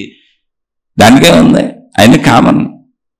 కానీ ఉత్సాహంగా ఉండండి. నిరాశ, నిస్పృహ ఆధ్యాత్మికత కాదు, అవి వైరాగ్య లక్షణాలు కాదు, ఆధ్యాత్మికతగా దగ్గరకు ఉండడం కాదు. ఆధ్యాత్మికత అంటే భౌతిక జ్ఞానం కంటే ఎక్కువ జ్ఞానం నీకు అర్థమైంది, ఆత్మజ్ఞానం అర్థమవుతుంది, మంచి నీకు తెలుస్తుంది, ఇంకా ఉత్సాహంగా ఉంటావు నువ్వు. భౌతిక జ్ఞానం ఎలా ఉంటుంది అంటే సంపదలు వస్తే ఉత్సాహంగా ఉంటుంది, కీర్తి ప్రతిష్టలు వస్తే ఉత్సాహంగా ఉంటుంది, నేను అనుకున్నది జరుగుతుంటే ఉత్సాహంగా ఉంటుంది, నేను అనుకున్నవి పొందుతుంటే ఉత్సాహంగా ఉంటుంది, బాగా చదువుకుంటే ఉత్సాహంగా ఉంటుంది, మంచి మార్కులు వస్తుంటే ఉత్సాహంగా ఉంటుంది, వృత్తి వ్యాపార ఉద్యోగాలు నేను అనుకున్నవి దొరుకుతుంటే ఉత్సాహంగా ఉంటుంది, మొత్తంగా నేను పొందుతుంటే ఉత్సాహంగా ఉంటుంది. కానీ ఆధ్యాత్మిక జ్ఞానం కూడా వచ్చిన వ్యక్తిగా, తెలిసిన వ్యక్తికి భౌతికంలో ఈ పొందే విషయాలు ఏమి తగ్గినా కూడా ఉత్సాహంగానే ఉంటుంది. ఎందుకంటే వస్తూ ఉంటే పోతా ఉంటే ఊరినే భౌతికం అంతా కూడా సముద్ర కెరటాలు ఎగిసిపడినట్టుగా కాసేపు లెగుస్తుంది, కాసేపు వెనక్కిపోద్ది, కాసేపు లెగుస్తుంది, కాసేపు వెనక్కిపోద్ది. ఎంత సంపాదించినా, ఎన్ని పొందినా, ఏం చేసినా అన్ని ఇక్కడ వదిలిపెట్టి వెళ్ళిపోవాల్సిందే. ఇది భౌతిక నిజం. జాతస్య మరణం ధ్రువం. ఒక్కడు కూడా పట్టుకెళ్ళడానికి కుదరదు. ఈ సత్యం తెలిసినాక భౌతికతలో నీకు ఎప్పుడూ సంతృప్తిగా, ఎప్పుడూ ఆనందంగానే ఉంటుంది. అందుకని భౌతికత నిరుత్సాహం కాదు, ముందు తెలుసుకోండి.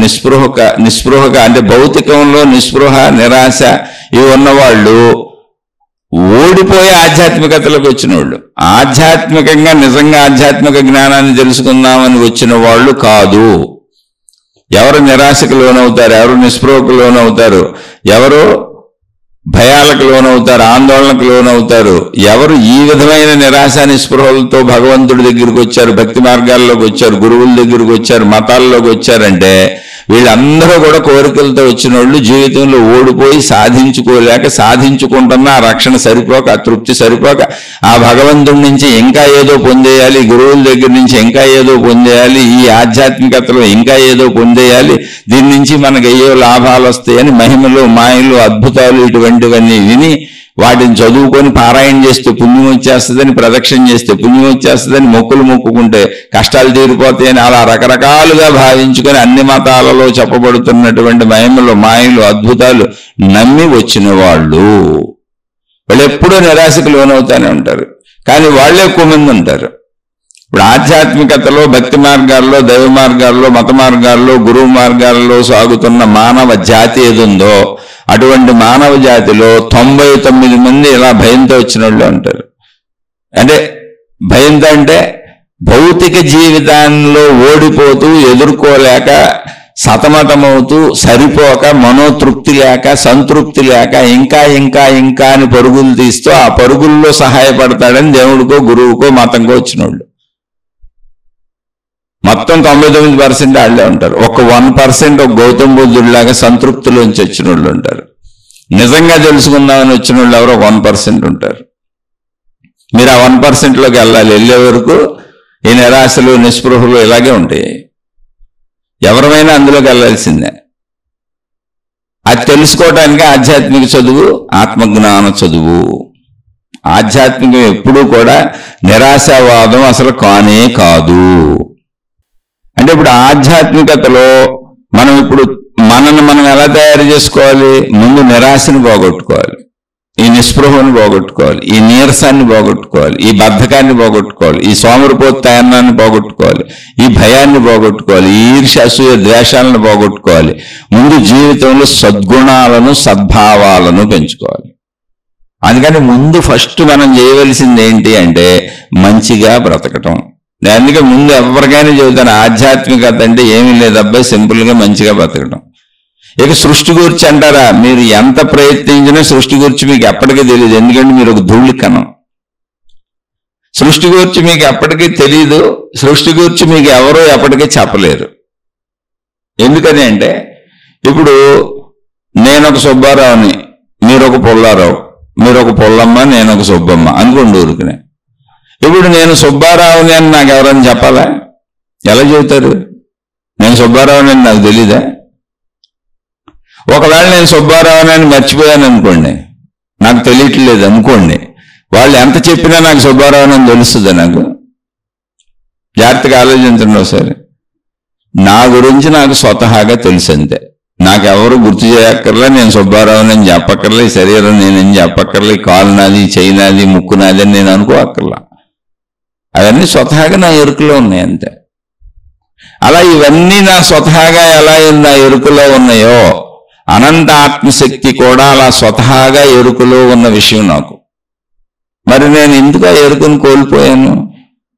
నాకు ఎందుకు తెలియట్లేదు ఇప్పుడు అంటే, నేను కోల్పోలేదు, నేను శరీరం అనే భావనలో ఇమిడిపోయి ఇది చాలు అనుకొని ఇక్కడ ఉండిపోతున్నా. నా సంపూర్ణత్వాన్ని నేను తెలుసుకోవట్లా అంతే. నా కూర్చిన సంపూర్ణత్వాన్ని నేను తెలుసుకునే ప్రయత్నం చేయాలి. ఆ ప్రయత్నమే ఆధ్యాత్మిక చదువు, ఆత్మజ్ఞానం చదువు. అంతే తప్ప నేను కొత్తగా సాధించేది ఏం లేదు, అది నా సంపూర్ణత్వమే. దానికి ఆధ్యాత్మిక చదువు, ఆత్మజ్ఞానం చదువు. ఎలా అయితే ఒక మనిషికి, ఒక సుబ్బారావుకి, ఒక సుబ్బమ్మకి, ఒక ఎల్లారావుకి, ఒక పుల్లారావుకి నువ్వు పుల్లారావు అని చెప్పక్కర్లేదు. ఇది నీ కాలు, ఇది నీ చెయ్య, ఇది నీ ముక్కు, ఇది నీ నోరు, ఇది నీ కళ్ళు, ఇవి నీ కళ్ళు, ఇవి నీ చెవులు, ఇది నీ జుట్టు అని ఒక్కొక్క అవయవం వాడికి చెప్పి నేర్పాలి. మనం నేర్పితే వాడు రోజు మననం చేసుకొని, అవును ఇది నా జుట్టు, ఇది నా తల, ఇది నా కళ్ళు అని రోజు అలవాటు చేసుకుంటాడా? అప్పుడు దాన్ని గుర్తిస్తాడా? సేమ్ ఆత్మజ్ఞానం, ఆత్మశక్తి కూడా అంతే. రోజు నీకు ఎవడు చెబుతాడు నువ్వు ఆత్మస్వరూపుడు అని? నువ్వు గుర్తించటమే, ఎవడు నీకు చెప్పక్కర్లా. నీ సహజ శరీర ఎరుక ఎలా ఉంటుందో నీ సహజ ఆత్మశక్తి ఎరుక కూడా అలాగే ఉంది, ఆల్రెడీ ఉంది.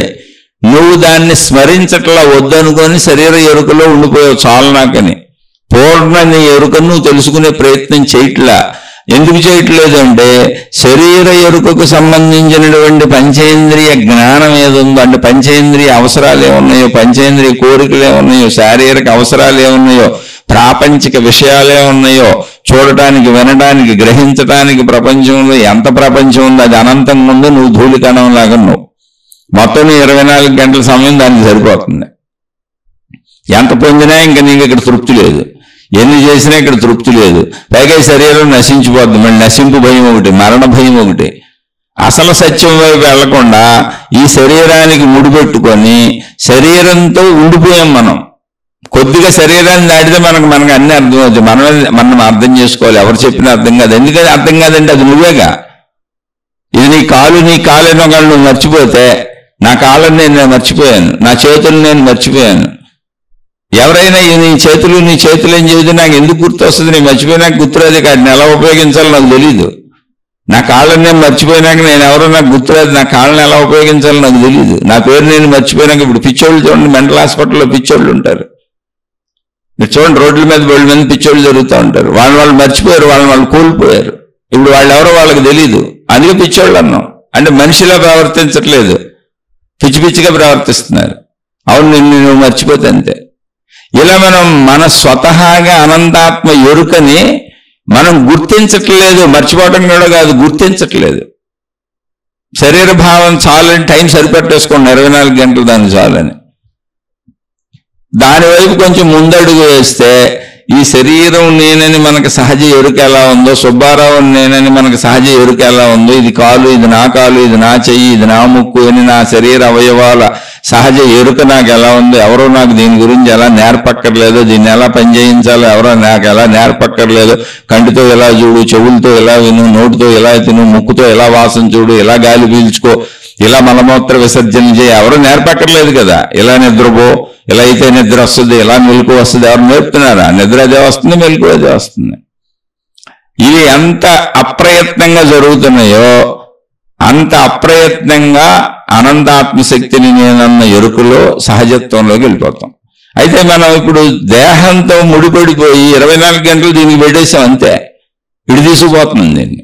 అంతకు మించి ఇక్కడ ఏం ప్రమాదం కూడా జరిగింది లేదు, ఏం ప్రమాదం కూడా జరగలేదు.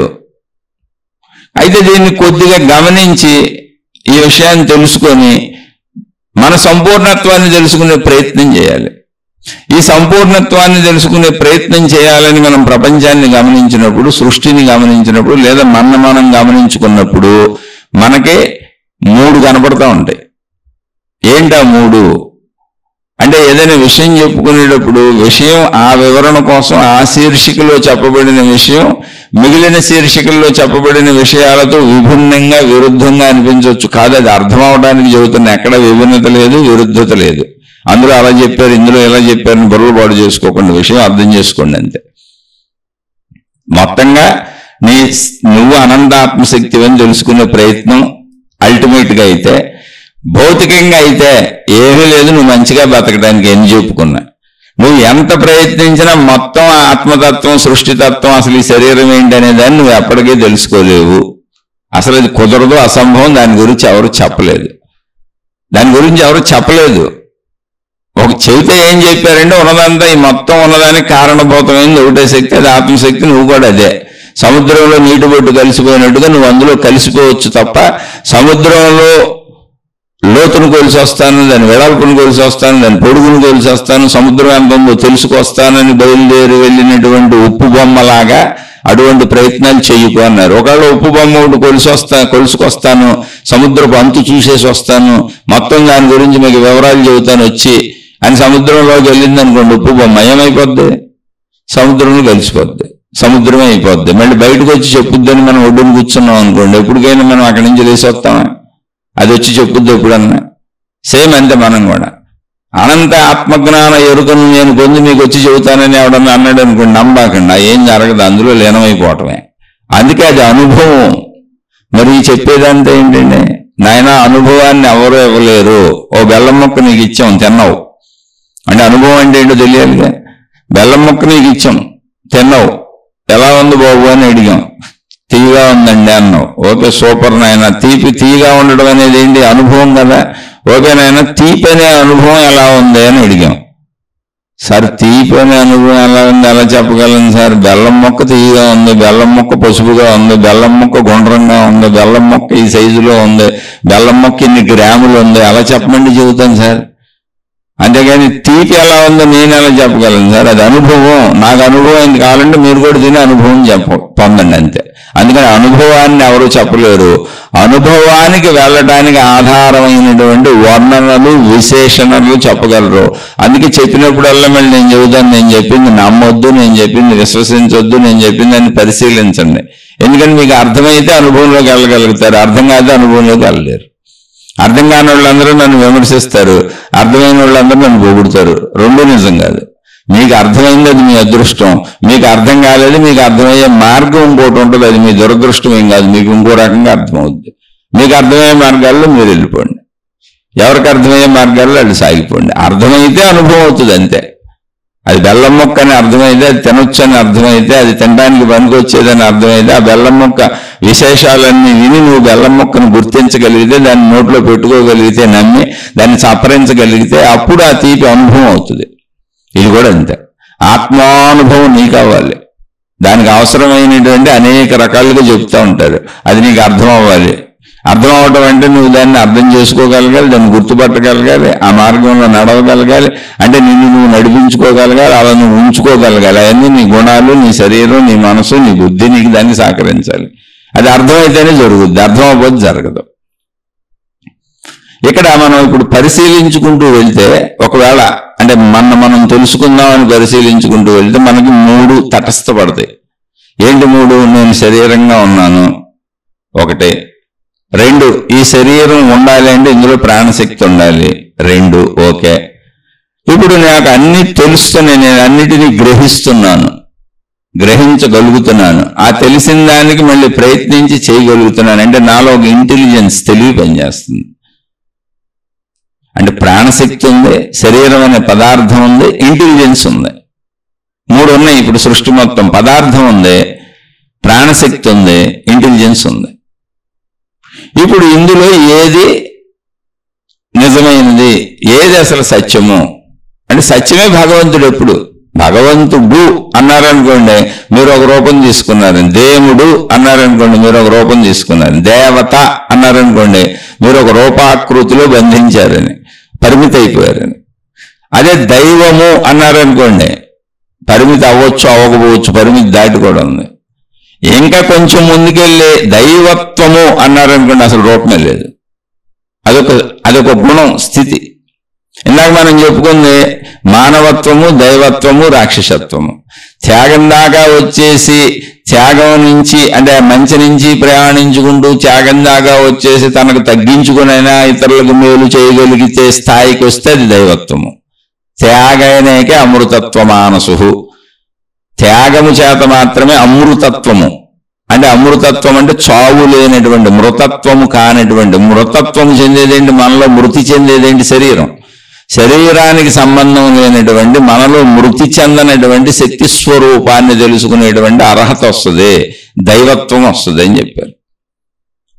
అలాగే మానవత్వం నుంచి ఇతరులకు హాని చేస్తూ, నా కోసం, నా వాళ్ళ కోసం ఇతరులకు హాని చేస్తూ, మోసం చేస్తూ, అన్యాయం చేస్తూ, కుట్రలు చేస్తూ, చిన్న నుంచి పెద్దదాకా వెళ్ళిపోయి అవసరమైతే మనుషుల్ని చంపేసి, హత్యలు చేసి, దోపిడీలు చేసి, ఎత్తుకొచ్చేసి, లాక్కొచ్చేస్తే రాక్షసత్వం. అదంతా చెడు.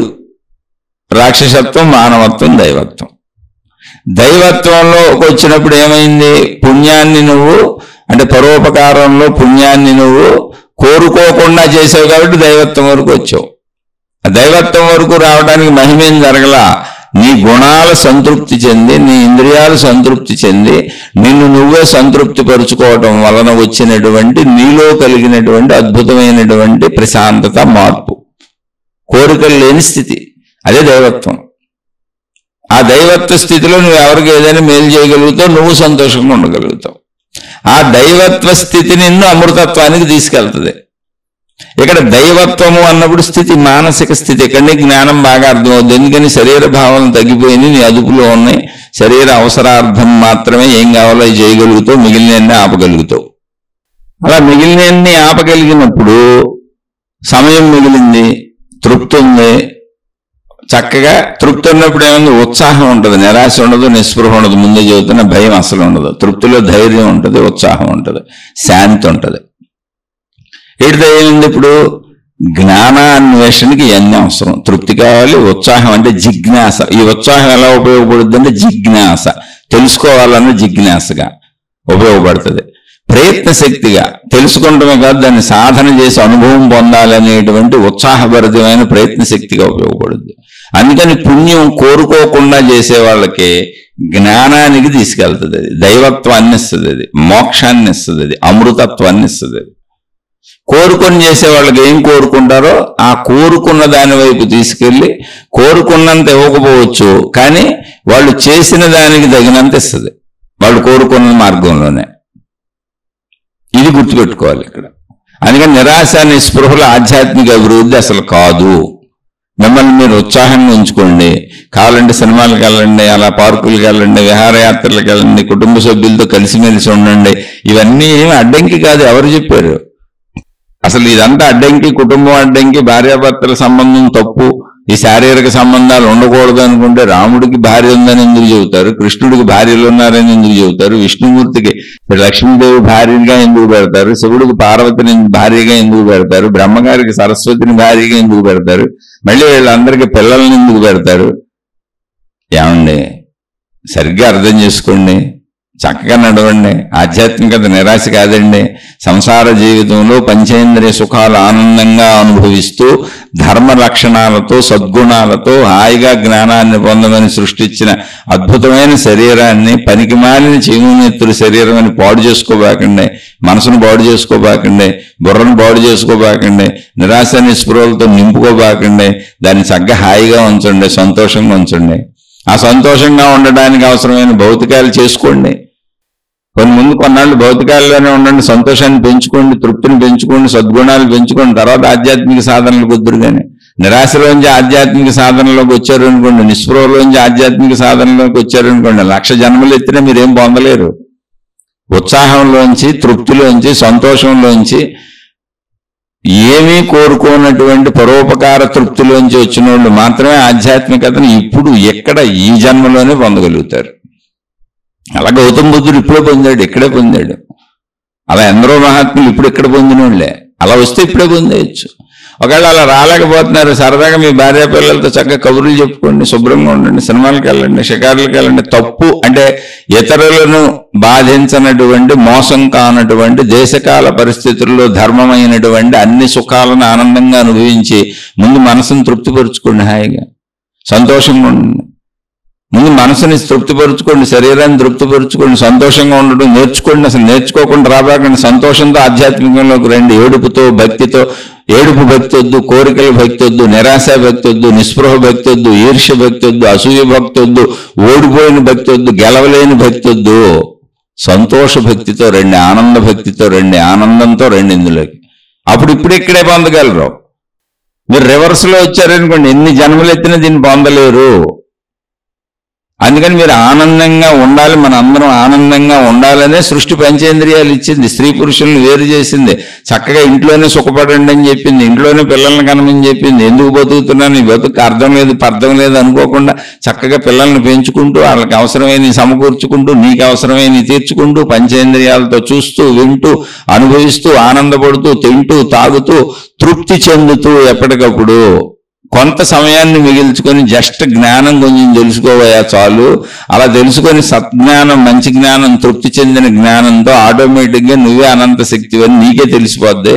అదేం పెద్ద విషయం ఏమి కాదు, అది సహజ విషయం. ఎందుకంటే అది నువ్వే కనుక. నువ్వు సాధించవలసింది అస్సలు కాదు, ఎందుకంటే అది నువ్వే కనుక. శరీర భావనతో ఆగిపోతున్నావు కాదు, కొంచెం శరీరం నశించే లోపల శరీరానికి ఆధారమైన శక్తిని కూడా తెలుసుకొని చెప్పారు. అంతే, అంతకు మించి ఏమీ లేదు అందులో. అందుకని మీరు ఆనందంతో మాత్రమే, ఆనంద భక్తితో, తృప్తి భక్తితో, సంతోష భక్తితో, సంతోష ఆధ్యాత్మికతతో, సంతోష జీవనంతో ఆధ్యాత్మికతలోకి వస్తేనే మీరు మోక్షాన్ని పొందగలుగుతారు. నిరాశావాదంతో వచ్చేవాళ్ళు, నిస్పృహతో వచ్చేవాళ్ళు, ఓటమితో వచ్చేవాళ్ళు, విసుగుతో వచ్చేవాళ్ళు, సంసారాన్ని భరించలేక వచ్చేవాళ్ళు, సంసారాలు వదిలిపెట్టి తట్టుకోలేం మా వల్ల కాదని వచ్చేవాళ్ళు, ఓటమితో ప్రపంచాన్ని గెలవలేక వచ్చేవాళ్ళు అందరూ కూడా మాయలు, మహిమలు, అద్భుతాలు, రకరకాల చిత్ర విచిత్రాలు చేసి వాళ్ళ కోరికలన్నీ దేవుడి పేరు మీద, ఆధ్యాత్మికత పేరు మీద తీర్చుకుంటూ, వాళ్ళ అహంకారాన్ని సంతృప్తి పరుచుకుంటూ, జన సమూహాలు ఏర్పరుచుకుంటూ, ప్రజల్ని మోసగిస్తూ, వాళ్ళనాళ్ళు మోసం చేసుకుంటూ, తమ చుట్టూ ఉన్న వాళ్ళని మోసం చేస్తూ, అనేక మంది జీవితాలు పాడు చేస్తూ వాళ్ళ జీవితాలు పాడు చేసుకుంటారు. ఎప్పటికీ వాళ్ళ మోక్షాన్ని పొందరు, పొందలేరు. కానీ ఇది మోక్షమైన అందరికీ చెబుతూ ఉంటారు. దాన్ని అరిచేతిలో వైకుంఠం అంటారు. అరిచేతిలో వైకుంఠం చూపిస్తారు. వైకుంఠం అన్నాను కదా అని మళ్ళీ వైకుంఠానికి సంబంధించిన వాళ్ళని ఎవరినో నేను విమర్శించానని బాబు నన్ను విమర్శించబాకండి. ఆ విష్ణుమూర్తి అంటే నాకు చాలా ఎంతో అపరిమితమైనటువంటి ప్రీతి. ఆ వైకుంఠం అంటే నాకు ఎంతో అపరిమితమైన ప్రీతి. ఆ విధానంలో సాగుతున్న మహానుభావుల దగ్గర నేను ఎన్నో నేర్చుకున్నాను. నేను అసలు ఎవరిని విమర్శించట్లా. అదొక సామెత. ఇలా వీళ్ళు సూక్ష్మంలో మోక్షాలు కల్పించేస్తాం, ఇదంతా మోక్షమని ప్రజల్ని మభ్యపెడుతూ ఉంటారు. మోక్షం అనేది ఏమీ లేదు. బెల్లం తింటే తీయగా ఉందని చెప్పి, తీపి ఎలా ఉందంటే అనుభవం అని చెప్పి, అనుభవం ఎలా ఉంటుందంటే చెప్పలేని నా ఒక్కడికే తెలుసున్నావు. ఆత్మజ్ఞానం కూడా అంతే, అది నీకే అనుభవం అవుతుంది, నువ్వే పొందాలి, ఎందుకంటే అది నువ్వే కనుక. ఇప్పుడు ఇక్కడ పరిశీలిస్తే మళ్ళీ ముందే చెప్పాను, మీరు ఆనందంతో రావాలి, సంతృప్తితో రావాలి, గుర్తుపెట్టుకోండి. విచారంతో వచ్చిన వాళ్ళందరూ మళ్ళీ వెనక్కి వెళ్ళి విచారాన్ని పోగొట్టుకొని సంతృప్తిని అలవాటు చేసుకొని ఆనందాన్ని అలవాటు చేసుకొని శరీరపరమైనటువంటి బాధ్యతలు కర్తవ్యాలన్నీ చక్కగా నిర్వర్తించుకుంటూ అలానే మన దగ్గర జరిగేటువంటి జనన మరణాలు అనారోగ్యాలు సుఖదుఖాలు మనకి మన కుటుంబ సభ్యులకి జరిగేయన్ని ఒక శ్రీకృష్ణ భగవానుడు తన యాదవకుల నాశనాన్ని ఎలా అంగీకరించాడో తన మరణాన్ని ఎలా అంగీకరించాడో ఒక శ్రీరామచంద్రుడు తన భార్య అంతిమంలో భూదేవి గర్భంలోకి వెళ్ళిపోతుంటే ఆయన వెళ్ళిపోయిన తర్వాత తన రాజ్యాన్ని పిల్లలకు అప్పచెప్పి అలా సరయూ నదిలోకి నడుచుకుంటూ ఎలా వెళ్ళిపోయారో అలా ఎవరి కాళ్ళని దాన్ని సహజత్వంగా వదిలేసి వెళ్ళిపోవాలి, దాన్ని అంగీకరించాలి. ఎందుకని జాతస్య మరణం ధర్మం, ఇది సృష్టి ధర్మం. అదే జ్ఞానం, అదే నిజమైన జ్ఞానం. అది తృప్తిలోంచి ధైర్యం వస్తుందని చెప్పాను, ఆనందం వస్తుందని చెప్పాను, ఉత్సాహం వస్తుందని చెప్పాను. అందుకని మీరు ఉత్సాహ భక్తితో రండి, ఆనంద భక్తితో రండి, తృప్తి భక్తితో రండి. తృప్తితో ఆనందంతో ఉత్సాహంతో వస్తే మీకు టక అర్థమైపోద్ది జ్ఞానం. నేను ఎందుకు మారలేకపోతున్నాను, నాకు ఎందుకు అర్థం అవట్లేదనే మాట రాదు, మీకు అదే అర్థమైపోద్ది. ఎందుకంటే అది మీరే కనుక. అమృతత్వ స్థితికి మీరు ఊరికినే అలా వెళ్ళిపోతాం నడుచుకుంటాం మనం. అందుకని సంతోషంగా ఉండండి, ఎప్పుడూ సంతోషంగా ఉండండి. అలానే దుఃఖం వస్తుంది రానివ్వండి, కష్టాలు మనుషులకు రాకపోతే ఎవరికి వస్తాయి, ఎదుర్కొందాం. కొంచెం ఎదుర్కొంటున్నప్పుడు నాకు బాధగా ఉంటుంది, మీకు బాధగా ఉంటుంది, శ్రీరామచంద్రుడికి కూడా బాధగానే ఉంది. ఎదుర్కొంటున్నప్పుడు శ్రీకృష్ణుడికి కూడా కోపం వచ్చింది, సుదర్శన చక్రం తీశాడు, చక్రం విసిరేసి తలకాయలు నరికేశాడు. ఆయన కోపం రావాల్సినప్పుడు కోపమే వచ్చింది. స్పందిద్దాం, కానీ ధర్మంగా మంచిగా ఉత్సాహంగా జీవిద్దాం, ఆనందంగా జీవిద్దాం, సంతోషంగా జీవిద్దాం. మన చుట్టూ ఉన్న వాళ్ళకి సంతోషాలు పంచుదాం, అందులోంచి ఆధ్యాత్మికతలోకి వద్దాం. అలా రండి, నిరుత్సాహంతో రాబాకండి. అలా వచ్చే వాళ్ళందరూ కూడా మిమ్మల్ని మీరు మోసం చేసుకొని ప్రజలను మోసం చేసి దేవుడి పేరు మీద మీరే మానస లోకాలు మానస ఊహలో కల్పించుకొని మనోలోకాల్లో తిరుగుతూ అనేక రకాల పిచ్చి పిచ్చి చేష్టలతో ప్రజల్ని మభ్యపెట్టి మీరు మభ్యపెట్టి రకరకాలుగా ఆధ్యాత్మికతను నాశనం చేసుకుంటూ వెళ్తారు. ఆధ్యాత్మికత ఏమీ లేదు, చాలా సింపుల్. భౌతిక చదువులు ఎలాంటివో ఎంత వాస్తవమైనవో ఆధ్యాత్మికత కూడా అంతే వాస్తవమైనది. మీరు నాస్తికులుగా ఉండొద్దు, అంటే నేను దేవుణ్ణి నమ్మనని చెప్పి నాస్తికులుగా ఉండొద్దు. మీరు ఆస్తికులుగా ఉండొద్దు, నేను దేవుణ్ణి నమ్ముతానని చెప్పి ఆస్తికులుగానే ఉండొద్దు. మీకే దేవుడు కనపడ్డాడు. మీరు వాస్తవికులుగా ఉండండి, అంటే జ్ఞానయుక్తులుగా ఉండండి. వాస్తవ జీవితాన్ని ఉండి మీకు ఎవరిని దేవుడు వచ్చి కనపడి నేను ఉన్నానని మీ చెవులు చెప్పాడా? ఎంతమంది దేవుళ్ళు ప్రపంచంలో, ఎన్ని మతాలకి ఎంతమంది దేవుళ్ళు, ఇన్ని మతాలు, ఇన్ని వేరు వేరు దేవుళ్ళు ఎంతమంది ఉంటారు? అసలు ఇన్ని మతాలు ఉంటాయా? ఇన్ని మతాలు మళ్ళీ వైరుధ్యంగా ఉంటాయా? ఎవరి కాళ్ళు ఆచార సాంప్రదాయాలు పెట్టేసుకొని అన్ని పద్ధతులు ఉంటాయా? ఇవన్నీ కూడా నడిచెళ్తానికి ఏర్పాటు చేయబడిన మార్గాలు అంతే. అందుకని వాస్తవంలో ఉండండి. ఇప్పుడు వాస్తవంలో ఉండడం అంటే ఏంటి? యథాతథంగా మనం ఆ దేవుడు దేవత కాదు, దైవత్వము దైవము అదేంటో తెలుసుకునే ప్రయత్నం. ఆ ప్రయత్నంలో అది నువ్వే అని చెప్పారు. ఆ ప్రయత్నం చేసుకుంటూ వెళ్ళిపోతే అది తిరిగి నా దగ్గరికి వస్తుంది, అది నేనే. అది వాస్తవం. ముందు వాస్తవంగా పరిశోధన చేద్దాం, పరిశీలన చేద్దాం. ఎవరో చెప్పింది గుడ్డిగా నమ్మవద్దు. దేవుడు లేడు అని నాస్తికులు అవ్వద్దు, దేవుడు ఉన్నాడు అని ఆస్తికులు అవ్వద్దు. ఆస్తికులు అవ్వడం గొప్పతనం కాదు, నాస్తికులు అవ్వడం గొప్పతనం కాదు. వాస్తవంలో దాన్ని నువ్వు తెలుసుకోవడం, నువ్వు అనుభవించడం వాస్తవికత, సత్యము. ఆ బెల్లం ముక్కను నువ్వు తినాలి, అది తీపిగా ఉందని నీకు తెలియాలి. ఆ తీపి ఎలా ఉందో, తీపిలో కొన్ని వందల రకాలు ఉన్నాయి, ఈ తీపి ఎలా ఉందో అనుభవం నీకు తెలియాలి. అది వాస్తవము, అది సత్యము. ఎప్పుడు వాస్తవమే సత్యం. ఆస్తికత్వం సత్యం కాదు, నాస్తికత్వం సత్యం కాదు, వాస్తవత్వం సత్యము. ఇప్పుడు ఈ వాస్తవత్వంలో మనం కొద్దిగా పరిశీలిద్దాం. ఏముంది ఇక్కడ? పదార్థం ఉంది సృష్టిలో. పదార్థం అంటే రూపాలు, చెట్లు, మనుషులు. ఇప్పుడు మన శరీరం కూడా పదార్థమే, మాంస పదార్థం. అలా మనకు కనపడుతున్నాయి జంతువులు. రూపాలంటే శరీరాలన్నీ మాంసాలు, పదార్థాలు. చెట్లు పదార్థాలు, కొండలు, గుట్టలు, నదులు, సముద్రాలు పదార్థాలు. పదార్థం ఉంది.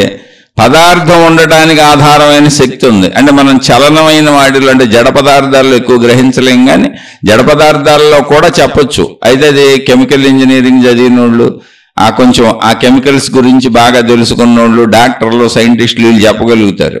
అంటే విశ్వ పరిశోధన చేసిన వాళ్ళు. నాబోటి సామాన్యుడిని చెప్పలేను, నేను చైతన్య జీవుల నుంచే చెప్పగలను.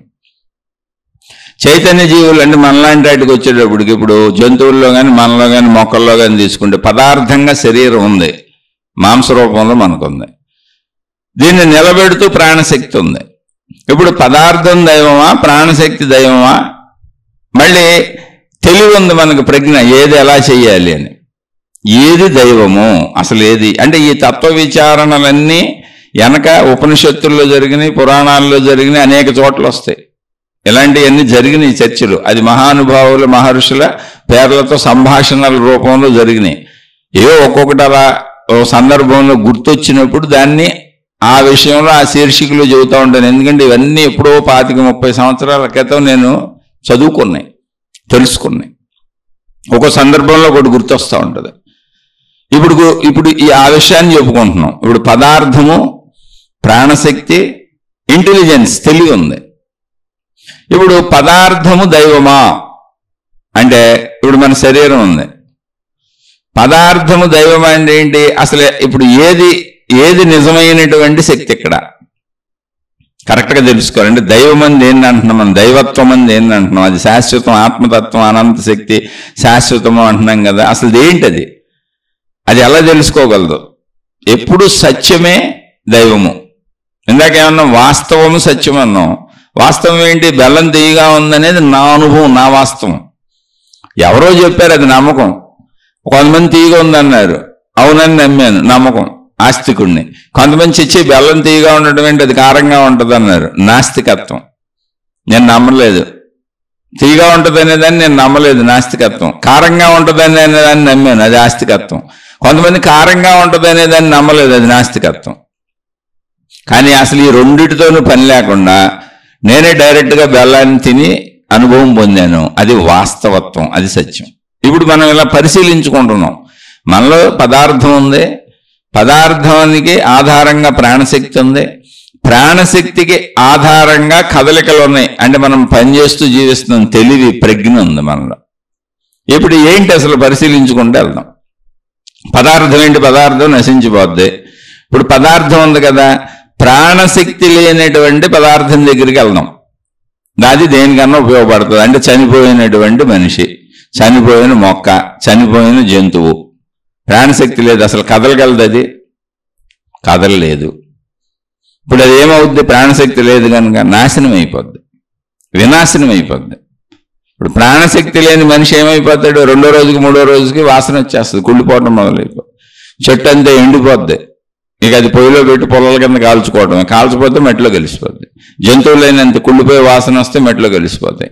అందుకనే సహజంగా మనుషులు చనిపోయినప్పుడు పూడ్చటము, కాల్చటము వారి వారి ఆచారాల ప్రకారం చేసేస్తారు. అంటే ప్రాణశక్తి లేకపోతే పదార్థం లేదు. ఇప్పుడు సత్యం ఏంటి? ప్రాణశక్తి సత్యం. పదార్థపరంగా ప్రాణశక్తి పరంగా చూసినప్పుడు ప్రాణశక్తి సత్యం. ప్రాణశక్తి లేకపోతే పదార్థం నిలబడదు. అంటే పదార్థానికి ఆధారం ఏంటి? ప్రాణశక్తి. ప్రాణశక్తి లేకపోతే పదార్థం లేదు, కాబట్టి ప్రాణశక్తి సత్యము. ఓకే, ఇప్పుడు ప్రాణశక్తి ఉన్నటువంటి మనిషి దగ్గరికి వెళ్దాం. ఓ మనిషి పడుకొని నిద్రపోతున్నాడు, చక్కగా ప్రాణశక్తి ఉంది, మనిషిలో ప్రాణశక్తి ఉంది. మన భార్య లేదా మన భర్తే, మన నానే, పెళ్లి కాని వాళ్ళు అయితే మీ నాన్న, మీ అమ్మ, మీ అన్న, మీ తమ్ముడు, ఎవరైతే వాళ్ళు తీసుకోండి. మీ పక్కన పడుకున్నారు, మీతో పాటు పడుకున్నారు, మీ ఇంట్లోనే ఉన్నారు. మెలకువలో మీరు రోజు బోళ్ళు కబుర్లు చెప్పుకుంటారు. రేపు పలానా ఊరు వెళ్దామని ఏదో మెలకువలో కబుర్లు చెప్పుకున్నారు.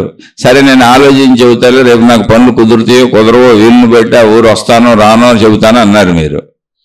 ఓకే, అయిపోయింది, నిద్రపోయారు, నిద్రలోకి వెళ్ళిపోయారు. మీ రూమ్లో మీరు పడుకున్నారు, వాళ్ళ రూమ్లో వాళ్ళు పడుకున్నారు. భార్యాభర్తలు అయితే ఒక రూమ్లోనే పడుకున్నారు, నిద్రపోయారు. కానీ మీకు పడుకున్నాక కాసేపు ఆలోచించుకున్నాక రేపు పరిస్థితులు ఏంటని మీరు అన్ని ఫోన్లు చేసి కనుక్కున్నారు ఎవరెవరినో. రేపు ఫ్రీగానే ఉంది, నేను ఆ ఊరు వస్తాను అని వాళ్ళకి చెబుదాం అనుకున్నారు. అప్పటికి మీరు చెబుదాం అనుకునేటప్పటికి ఒక గంట గడిచింది, వాళ్ళు గాఢ నిద్రలోకి వెళ్ళిపోయారు. మీ పక్కన ఉన్నోళ్ళు కావచ్చు, మీ పక్క మంచం మీద పక్కన ఉన్నోళ్ళు కావచ్చు, మీ పక్క రూమ్లో ఉన్నోళ్ళు కావచ్చు. మీరు అక్కడికి వెళ్ళారు, తలుపులు తీసే ఉన్నాయి, వాళ్ళ దగ్గరికి వెళ్ళారు. వాళ్ళు గాఢ నిద్రలోకి వెళ్ళిపోయారు. అంటే శరీరం అనే పదార్థం ఉంది, ప్రాణశక్తి ఉంది, అక్కడే రెండు ఉన్నాయి. చక్కగా ఉచ్ఛ్వాస నిశ్వాసాలు సాగుతున్నాయి. ప్రాణశక్తి ఉంది, పదార్థం ఉంది, కానీ వాళ్ళు నిద్రపోతున్నారు. ఇప్పుడు మీరేం చేశారు? ప్రాణశక్తి ఉంది కదా, పదార్థం ఉంది కదా అని వాళ్ళు మీకు తెలుసుగా మెలకువలో ఉన్నప్పుడు మీరిద్దరు మాట్లాడుకుంటూనే ఉంటారుగా, అలాగే మాట్లాడారు. మీ వాళ్ళే అనుకొని రేపు నాకు ఊరు రావడం కుదురుతుంది, నేను అన్ని ఫోన్లు చేసుకున్నాను, పెద్ద ఇబ్బంది ఏం లేదు, రేపు ఊరు వస్తాను నేను, మన ఇద్దరం కలిసి రేపు ఊరు వెళ్దాం, తెల్లారుజామునే బయలుదేరాలి కదా, అందుకని నీకు చెబుదామని వచ్చాను, కాబట్టి తెల్లారుజామునే బయలుదేరదాం, నువ్వు లేచినాక నన్ను కూడా లేపు, నువ్వు అలారం పెట్టేసుకో, అలారం పెట్టుకొని నన్ను కూడా లేపు, నేను కూడా పడుకుంటున్నాను, ఇప్పటికే ఆలస్యమైంది, మనం పొద్దున్నే బయలుదేరి వెళ్ళాలి కదా అని నిద్రపోతున్నటువంటి మీ భార్యకో మీ అన్నకో మీ తమ్ముడికో మీ నాన్నకో మీ అక్కకో చెప్పేసి వచ్చి పడుకున్నారు. మీరు కూడా నిద్రపోయారు, మీరు కూడా మామూలు నిద్రపోయారు. పొద్దున మిమ్మల్ని ఎవరూ లేపలేదు, మీరు మామూలుగా రొటీన్గా బాగా మెలుగు వచ్చినాక 7 8 ఎప్పుడూ లేచినట్టు లేచారు. లేచి కాబట్టి అదేంటి అదిరిపోయి లేచి వాళ్ళ దగ్గరికి వెళ్ళి అదేంటి రాత్రి నీకు వచ్చి చెప్పాను కదా, మనం ఊరు వెళ్దామన్నాను కదా అంటే, అదేంటి మీరు ఏం చెప్పలేదు, ఏమి ఇంకా ఊరు క్యాన్సిల్ ఏమో మీకు కుదరదేమో అని ఊరుకున్నామని వాళ్ళు అన్నారు. అదేంటి నీకు చెప్పాను కదా రాత్రి, నేను ఎప్పుడు చెప్పాను, నిద్రపోతే చెప్పాను కదా. నిద్రపోతే చెప్పడం ఏంటరా పిచ్చేదవా, నేను నిద్రపోతున్నప్పుడు ఎలా తెలుస్తుంది నాకు అంటే, అదేంటి నీలో ప్రాణశక్తి ఉంది, నీ శరీరం ఉంది కాబట్టి నిద్రపోతున్నప్పుడు నీకు తెలియాలి కదా. నిద్రపోతున్నప్పుడు తెలియదు అనే సత్యం మనకు కూడా తెలుసు, ఊరికిన విషయం చెప్పాను. అంటే ఏంటి, ప్రాణశక్తి ఉంది, పదార్థం ఉంది, కానీ నిద్రపోతున్నప్పుడు మనం ఏం చెప్పినా వాళ్ళకి తెలియదు. అంటే ఏమి లేదు అక్కడ, గ్రహించే తెలివి లేదు, ఇంటెలిజెన్స్ పనిచేయట్లేదు, గ్రహించేది పనిచేయట్లేదు. అంటే ఇప్పుడు ప్రాణశక్తి గొప్పదా పదార్థం గొప్పదా అంటే, ప్రాణశక్తి లేదా పదార్థం నశించిపోతుంది. కాబట్టి ప్రాణశక్తి పదార్థం ఉన్నా కూడా ఇంటెలిజెన్స్ లేకపోతే, పదార్థము ప్రాణశక్తి ఉన్నా కూడా అది జడ పదార్థమై కూర్చుంది, దానికి తెలియట్లేదు.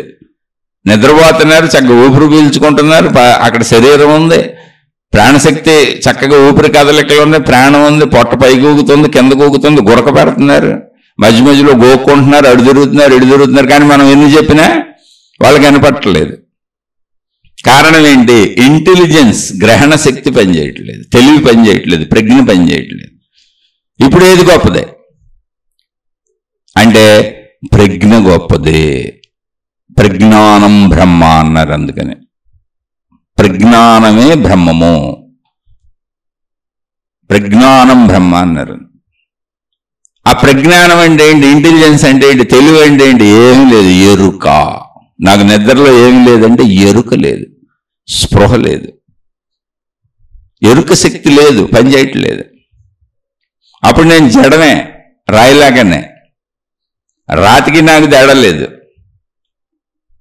అందుకని నాలో ఉన్న ఎరుక శక్తే దైవము, అది అప్రజ్ఞానం బ్రహ్మ అన్నది అది. ఇప్పుడు ప్రజ్ఞానం లేకపోతే ప్రాణశక్తి ఉన్నా పదార్థం ఉన్నా ఉపయోగం లేదు. అయితే ప్రజ్ఞాన శక్తి దేనిది, ప్రాణశక్తిదే. మళ్ళీ మనం ఊరుకునే విషయపరంగా చెప్పుకుంటున్నాం తప్ప ఇన్ని విడదీయటానికి అక్కడ లేవు.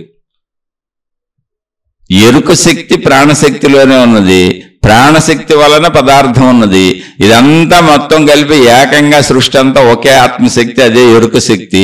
దాని యొక్క చైతన్య లక్షణములు ఇచ్ఛాశక్తి, క్రియాశక్తి, జ్ఞానశక్తిగా ఉన్నాయి. ఆ శక్తి యొక్క లక్షణములు, అది క్రియాశక్తి కనుక కదులుతూ ఉంటుంది, ఇచ్ఛాశక్తి కనుక కోరుకుంటూ ఉంటుంది, అంటే దానికి ఆలోచన పుడుతూ ఉంటుంది, స్ఫురిస్తూ ఉంటుంది. జ్ఞానశక్తి కనుక దానికి సమస్త జ్ఞానములు, అంటే తను ఎటుంటే అటు అన్నీ తెలుస్తూ ఉంటాయి. అందుకని సృష్టిలో అది అనేకంగా అయిపోతూ ఉంటుంది, పంచభూతములు దాని లక్షణములు. అని ఒరిజినల్గా ఇలా మనం పరిశీలించుకుంటా వెళ్ళి, ఒకవేళ శరీరం అనే పదార్థాన్ని వదిలేసి ఇండివిజువల్గా మనం సాధనకి వెళ్ళాలి, కాసేపు కూర్చోవాలి, ఏ ధ్యానమో తపస్సో కాసేపు కూర్చొని మనలో ఉన్న దైవాంశం ఏంటి, ఆ ప్యూరిటీ ఏంటి అనేది తెలుసుకోవాలి అంటే, శరీరంకి వచ్చినప్పుడు పదార్థము ప్రాణశక్తి లేకుండా పనిచేయలేదు.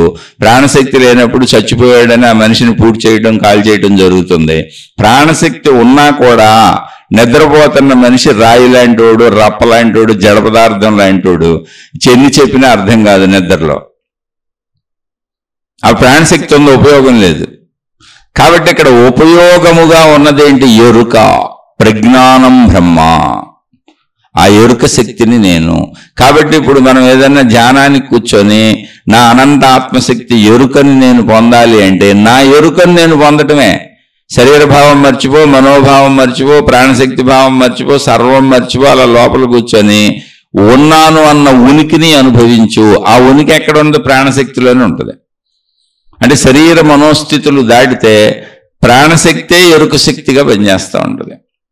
అయితే నిద్రాస్థితి అది సృష్టి ఏర్పరిచింది, దేహభావం నుంచి మనం తప్పించింది. ఎరుక స్థితిని మనం సాధించుకోవాలి. అలా చెప్పేటప్పుడు రకరకాలుగా అనేక మంది అనేక రకాలుగా చెబుతారు. చెప్పడంలో కొంచెం విభిన్నత ఉండొచ్చు.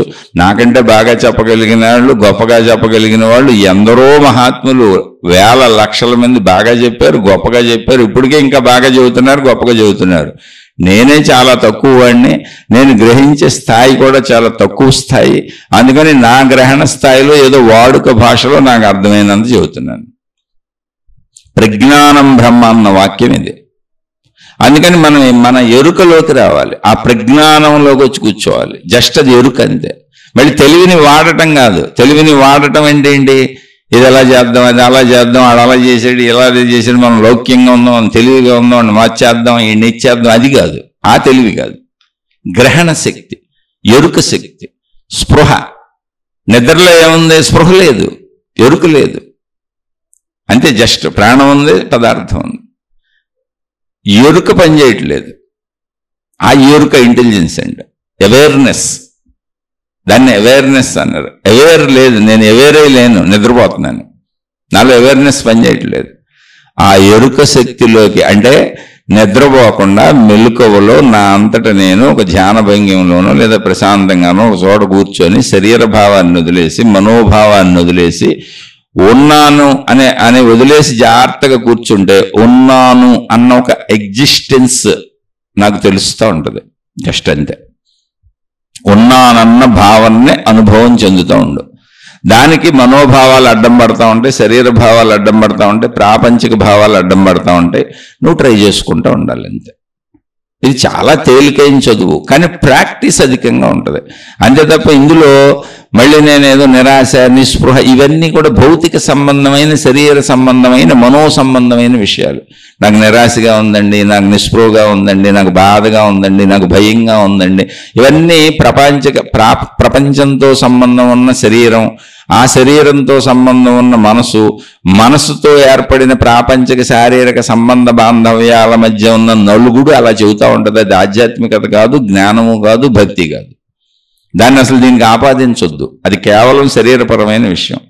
దాని నుంచి తప్పించుకోవడానికి అవసరమైతే శరీరపరమైనటువంటి ఉత్సాహభరిత కార్యాలు చేసుకోండి, ఉత్సాహభరితమైనటువంటి భక్తి పనులు చేసుకోండి. ఉత్సాహభరితం ఎలా కలుగుద్దా? అది భక్తిలో కలుగుద్దా, గురువు దగ్గర కలుగుద్దా, జ్ఞాన గ్రంథాలు చదివితే కలుగుద్దా, సినిమాలకు వెళ్తే కలుగుద్దా, షికారులకు వెళ్తే కలుగుద్దా, ధర్మపరంగా ఎలా కలిగినా పర్వాలేదు, అది మీ ఇష్టం.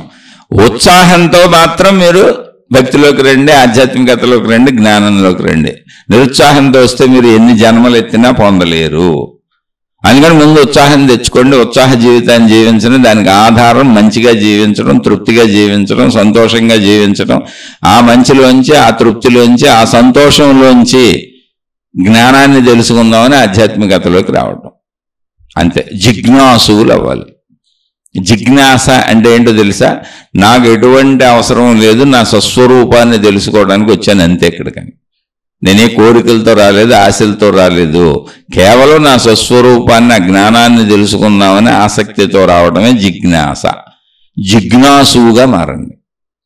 అలా జిజ్ఞాసుగా మారాలంటే భౌతిక జీవితం అంతా ఆనందంగా ఉంచుకోండి. ఏమంటే మా భార్య మాట అయింది చావదు, మా నాయన అసలు ప్రాణం తీసేస్తాడు, మా పిల్లలు ప్రాణం తీసేస్తారు, మా తల్లిదండ్రులు అసలు నిరంతరం ఏడిపించుకు తింటారు, అన్నదమ్ములు అక్కచెల్లెలు గొడవలు గోలలు, చుట్టుపక్కలతో గోలలు, డబ్బు సరిపోదు, మేము ఎక్కడ జిజ్ఞాసు అవ్వమండి అంటే అది నీ మానసిక ప్రాబ్లం, నీ శారీరక ప్రాబ్లం, అది నీ భౌతిక ప్రాబ్లం. నువ్వు తృప్తి చెందకపోవడం అని నీకు అలా అనిపిస్తున్నది. ఎవరు ఎంతమంది ప్రాణం తీసినా మానవ లక్షణం ఇంతే అనుకుని నువ్వు మౌనంగా ఉండి, నీ భార్య కదా పోయిందే ఉంది, నా భార్య లేదు అందే, మా ఆయనే లేదు అన్నాడు, మా తల్లిదండ్రులు ఒక మాట అన్నారు, మా అన్నదమ్ములు ఏదో ఒక మాట అన్నారు, ఏముంది అంత మా వాళ్ళే అనుకుంటే అసలు గొడవ ఎక్కడ ఉంది? అక్కడ నువ్వు అనుకోలేకపోతున్నావు, నీ అహంకారం అనుకోలేకపోతుంది, అందుకని నీకు బాధగా ఉంది, దుఃఖం ఉంది. అలాగే వచ్చింది సరిపోవట్లేదు, ఎంత వచ్చినా తృప్తి కలగట్లేదు, రిక్షావుడు బతకట్లా, అడుక్కునేవాడు బతకట్లా, అంతకంటే కొంచెం బెటర్గానే ఉన్నాం కదా, మరి బాధ ఏంటి? ఉన్నందరూ ఎట్టగొట్ట సర్దుకొని బతికేద్దాం, తృప్తిని తెచ్చుకుంటే జ్ఞానం వస్తుంది. తృప్తి పడిపోతే అసలు ఎప్పటికీ జ్ఞానం రాదు, అజ్ఞానంలో కొట్టుకుపోతాం, శరీర భావంలో చచ్చిపోతాం. ఇంకా అది ఎవరిష్టం వాళ్ళది. అందుకని అందుకని దీనికి రెమెడీలు లేవు. దీనికేదో మీకు మంత్రోపదేశాలు చేసేసి షార్ట్ కట్ మార్గాలు చెప్పేసి ఇవన్నీ చేసేస్తే మీకు డబ్బులు వచ్చేస్తాయి, అన్నీ సమకూరిపోతాయి, మీ కష్టాలు తీరిపోతాయి, మీ బాధలు తీరిపోతాయి, మీ కన్నీళ్ళు తీరిపోతాయి, మీకు అంత మానసిక శాంతి వచ్చేస్తుంది. మా యంత్రాలు కొనుక్కోండి, మా మంత్రాలు కొనుక్కోండి, మా తాయెత్తులు కొనుక్కోండి, మా తాళ్ళు కొనుక్కోండి, మేము దీక్షలు ఇచ్చేస్తాం, ఈ దీక్షలకి ఎంత ఫీజులు కట్టండి, ఈ డబ్బులు కట్టండి, మా వెనక రండి, మా వెనక వస్తేనే చెబుతాం, మా వెనక రాకపోతే మీకు చెప్పం, మేము ఇచ్చిన బట్టలు కట్టుకోండి, మా రంగు డ్రెస్సులు వేసుకోండి, మా వేష భాషలు వేసుకోండి, లేకపోతే మీకు ఏమీ నేర్పం, మమ్మల్ని అనుసరించి మమ్మల్ని పూజించి మేము ఇచ్చినవన్నీ కట్టుకొని అవి పట్టుకొని ఊరేగుతూ ఉంటేనే, మీరు మా వాళ్ళని చాటింపేస్తూ ఉంటేనే మీకు నేర్పుతాం అంటే అది వాళ్ళు మిమ్మల్ని బురుడీలు కొట్టేస్తున్నారు, మీరు వాళ్ళతో బురుడీలు పడుతున్నారు. ఎవరు కూడా వాళ్ళది. మీకు అలా ఇష్టమైంది ఏం చెయ్యం. మిమ్మల్ని మీరు సంతృప్తి పరుచుకోవటం మీ చేతిలో ఉంటుంది. ఎవరి చేతిలో ఉంటుంది? ఎవరి దగ్గరికి వెళ్ళినా మోసపోతారు అంతే. అరే అడుక్కునేవాళ్ళు కూడా ఇక్కడ హాయిగా బతుకుతున్నారు, రిక్షా దొక్కునేవాళ్ళు, కూలి పని చేసుకునేవాళ్ళు బతుకుతున్నారంటే నేను బతకలేను అనేవాడిని ఎవరేం చేయాలి? ఇక్కడ ఎవడెవగలడు? డబ్బులు ఇచ్చి ఎవడు బతికెత్తాడు? ఎవడు కష్టపడింది తెచ్చి మన ఊళ్ళో పోస్తారు? ఎవరికాళ్ళు మనశ్శాంతిని తెచ్చుకోవాలి. ఎవడ మనశ్శాంతిని నీ మనసుకు ట్రాన్స్ఫర్ చేయగలడు? అలాంటి ఫెసిలిటీ ఏం లేదు ఇక్కడ. అంటే తృప్తిగా ఉండటం నేర్చుకోండి. నేర్చుకొని ఆనందంగా ఆధ్యాత్మికతలోకి రండి. జిజ్ఞాసువులు కండి. జిజ్ఞాసు అంటే నాకు భగవంతుడితో ఏ అవసరం లేదు, భక్తితో ఏ అవసరం లేదు, మతంతో ఏ అవసరం లేదు, గురువుతో ఏ అవసరం లేదు, జ్ఞాన గ్రంథాలతో నాకు ఏ అవసరం లేదు. ఏ అవసరం లేదంటే ఏ భౌతిక అవసరాలు లేవు. కేవలము నా స్వస్వరూపాన్ని తెలుసుకోవటానికి, సత్యాన్ని తెలుసుకోవటానికి, సృష్టి సత్యాన్ని, నా సత్యాన్ని తెలుసుకోవటానికి ఆసక్తితో వచ్చాను, ఉత్సాహంతో వచ్చాను, సంతృప్తితో వచ్చాను అనేది జిజ్ఞాసు యొక్క లక్షణం. కాబట్టి జిజ్ఞాసువుగా వచ్చిన వాళ్ళు ఇప్పుడు ఈ జన్మలో తప్పకుండా ఇక్కడే దాన్ని పొందగలుగుతారు. ఎందుకంటే అది మీరే కాబట్టి. అసలు తన మనసుకు శరీరపరమైన తృప్తినే కలిగించుకోలేనోళ్ళు, పంచేంద్రియ తృప్తినే కలిగించుకోలేనోళ్ళు మీరు అనంత ఆత్మతత్వాన్ని ఎలా పొందుతారు? అసలు పొందలేరు. ముందు మీరు తృప్తిని పొందండి, అది మీరు కలిగించుకోవాలి. ఎక్కడుంటే అక్కడ, ఎంత ఉంటే అంత ఉన్నదాంట్లో హాయిగా తృప్తిగా ఉండటం అనేది మీ చేతిలో పని. మీ మనసు, మీ శరీరం మీ చేతిలో పని. ఇంత చిన్న పనిని చేయలేకపోతే అనంత సృష్టితత్వాన్ని, అనంత ఆత్మశక్తి ఎరుకని మీరు ఎలా పొందగలుగుతారు? అది మీదే కావచ్చు, కానీ ఎలా పొందగలరు? ఇంత చిన్న శరీరాన్నే అదుపు చేయలేకపోతున్నారుగా, ఇంత చిన్న శరీరంతోనే తృప్తి పడలేకపోతున్నారుగా, అనంతత్వాన్ని ఎలా పొందగలుగుతారు? అందుకని ముందు దీన్ని తృప్తి చేర్చండి, దాన్ని అదుపు చేసుకోండి, తృప్తి చెందండి, ఉత్సాహపడండి. ఆ ఉత్సాహంతో జిజ్ఞాసువుగా ఆధ్యాత్మికతలోకి రండి. బాధలతో రావాకండి, నీరసంతో రావాకండి, నిస్పృహతో రావాకండి, ప్రపంచంలో ఓడిపోయి రావాకండి, అక్కడేదో ఓడిపోయి ఇక్కడేదో గెలుద్దామని అసలు రావాకండి. ఉత్సాహంతో రండి, జిజ్ఞాసువుగా రండి. జిజ్ఞాసువులు అంటే ఉత్సాహంగా సత్యాన్ని తెలుసుకుందామని ఏ కోరికలు లేకుండా వచ్చేవాళ్ళు.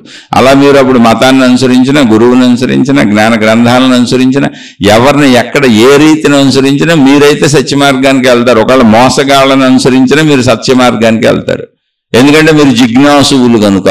అన్వేషణ మీ దగ్గరే ఉంటుంది. ఎవరో ఇచ్చేది ఊరికనే సలహాలు మాత్రమే, సూచనలు మాత్రమే. నిజమైన అన్వేషణ, నిజమైన ఆసక్తి మీలోనే ఉంటుంది. కాబట్టి మీకే నిజమైన అనుభవం దొరుకుతుంది. ఆలోచించి చూడండి, అర్థమైతే మీ జీవితంలో ఆచరించుకోండి. ఒకవేళ అర్థం కాకపోతే మీ మార్గం ఇది కాదు, దయచేసి నన్ను విమర్శించకండి. ఎవరికి అర్థమైన మార్గంలో వాళ్ళు వెళ్ళిపోండి. శుభమస్తు. మీకు, మీ కుటుంబ సభ్యులకు మేలు చేకూరుగాక. మరొక కొత్త శీర్షికతో కలుసుకుందాం.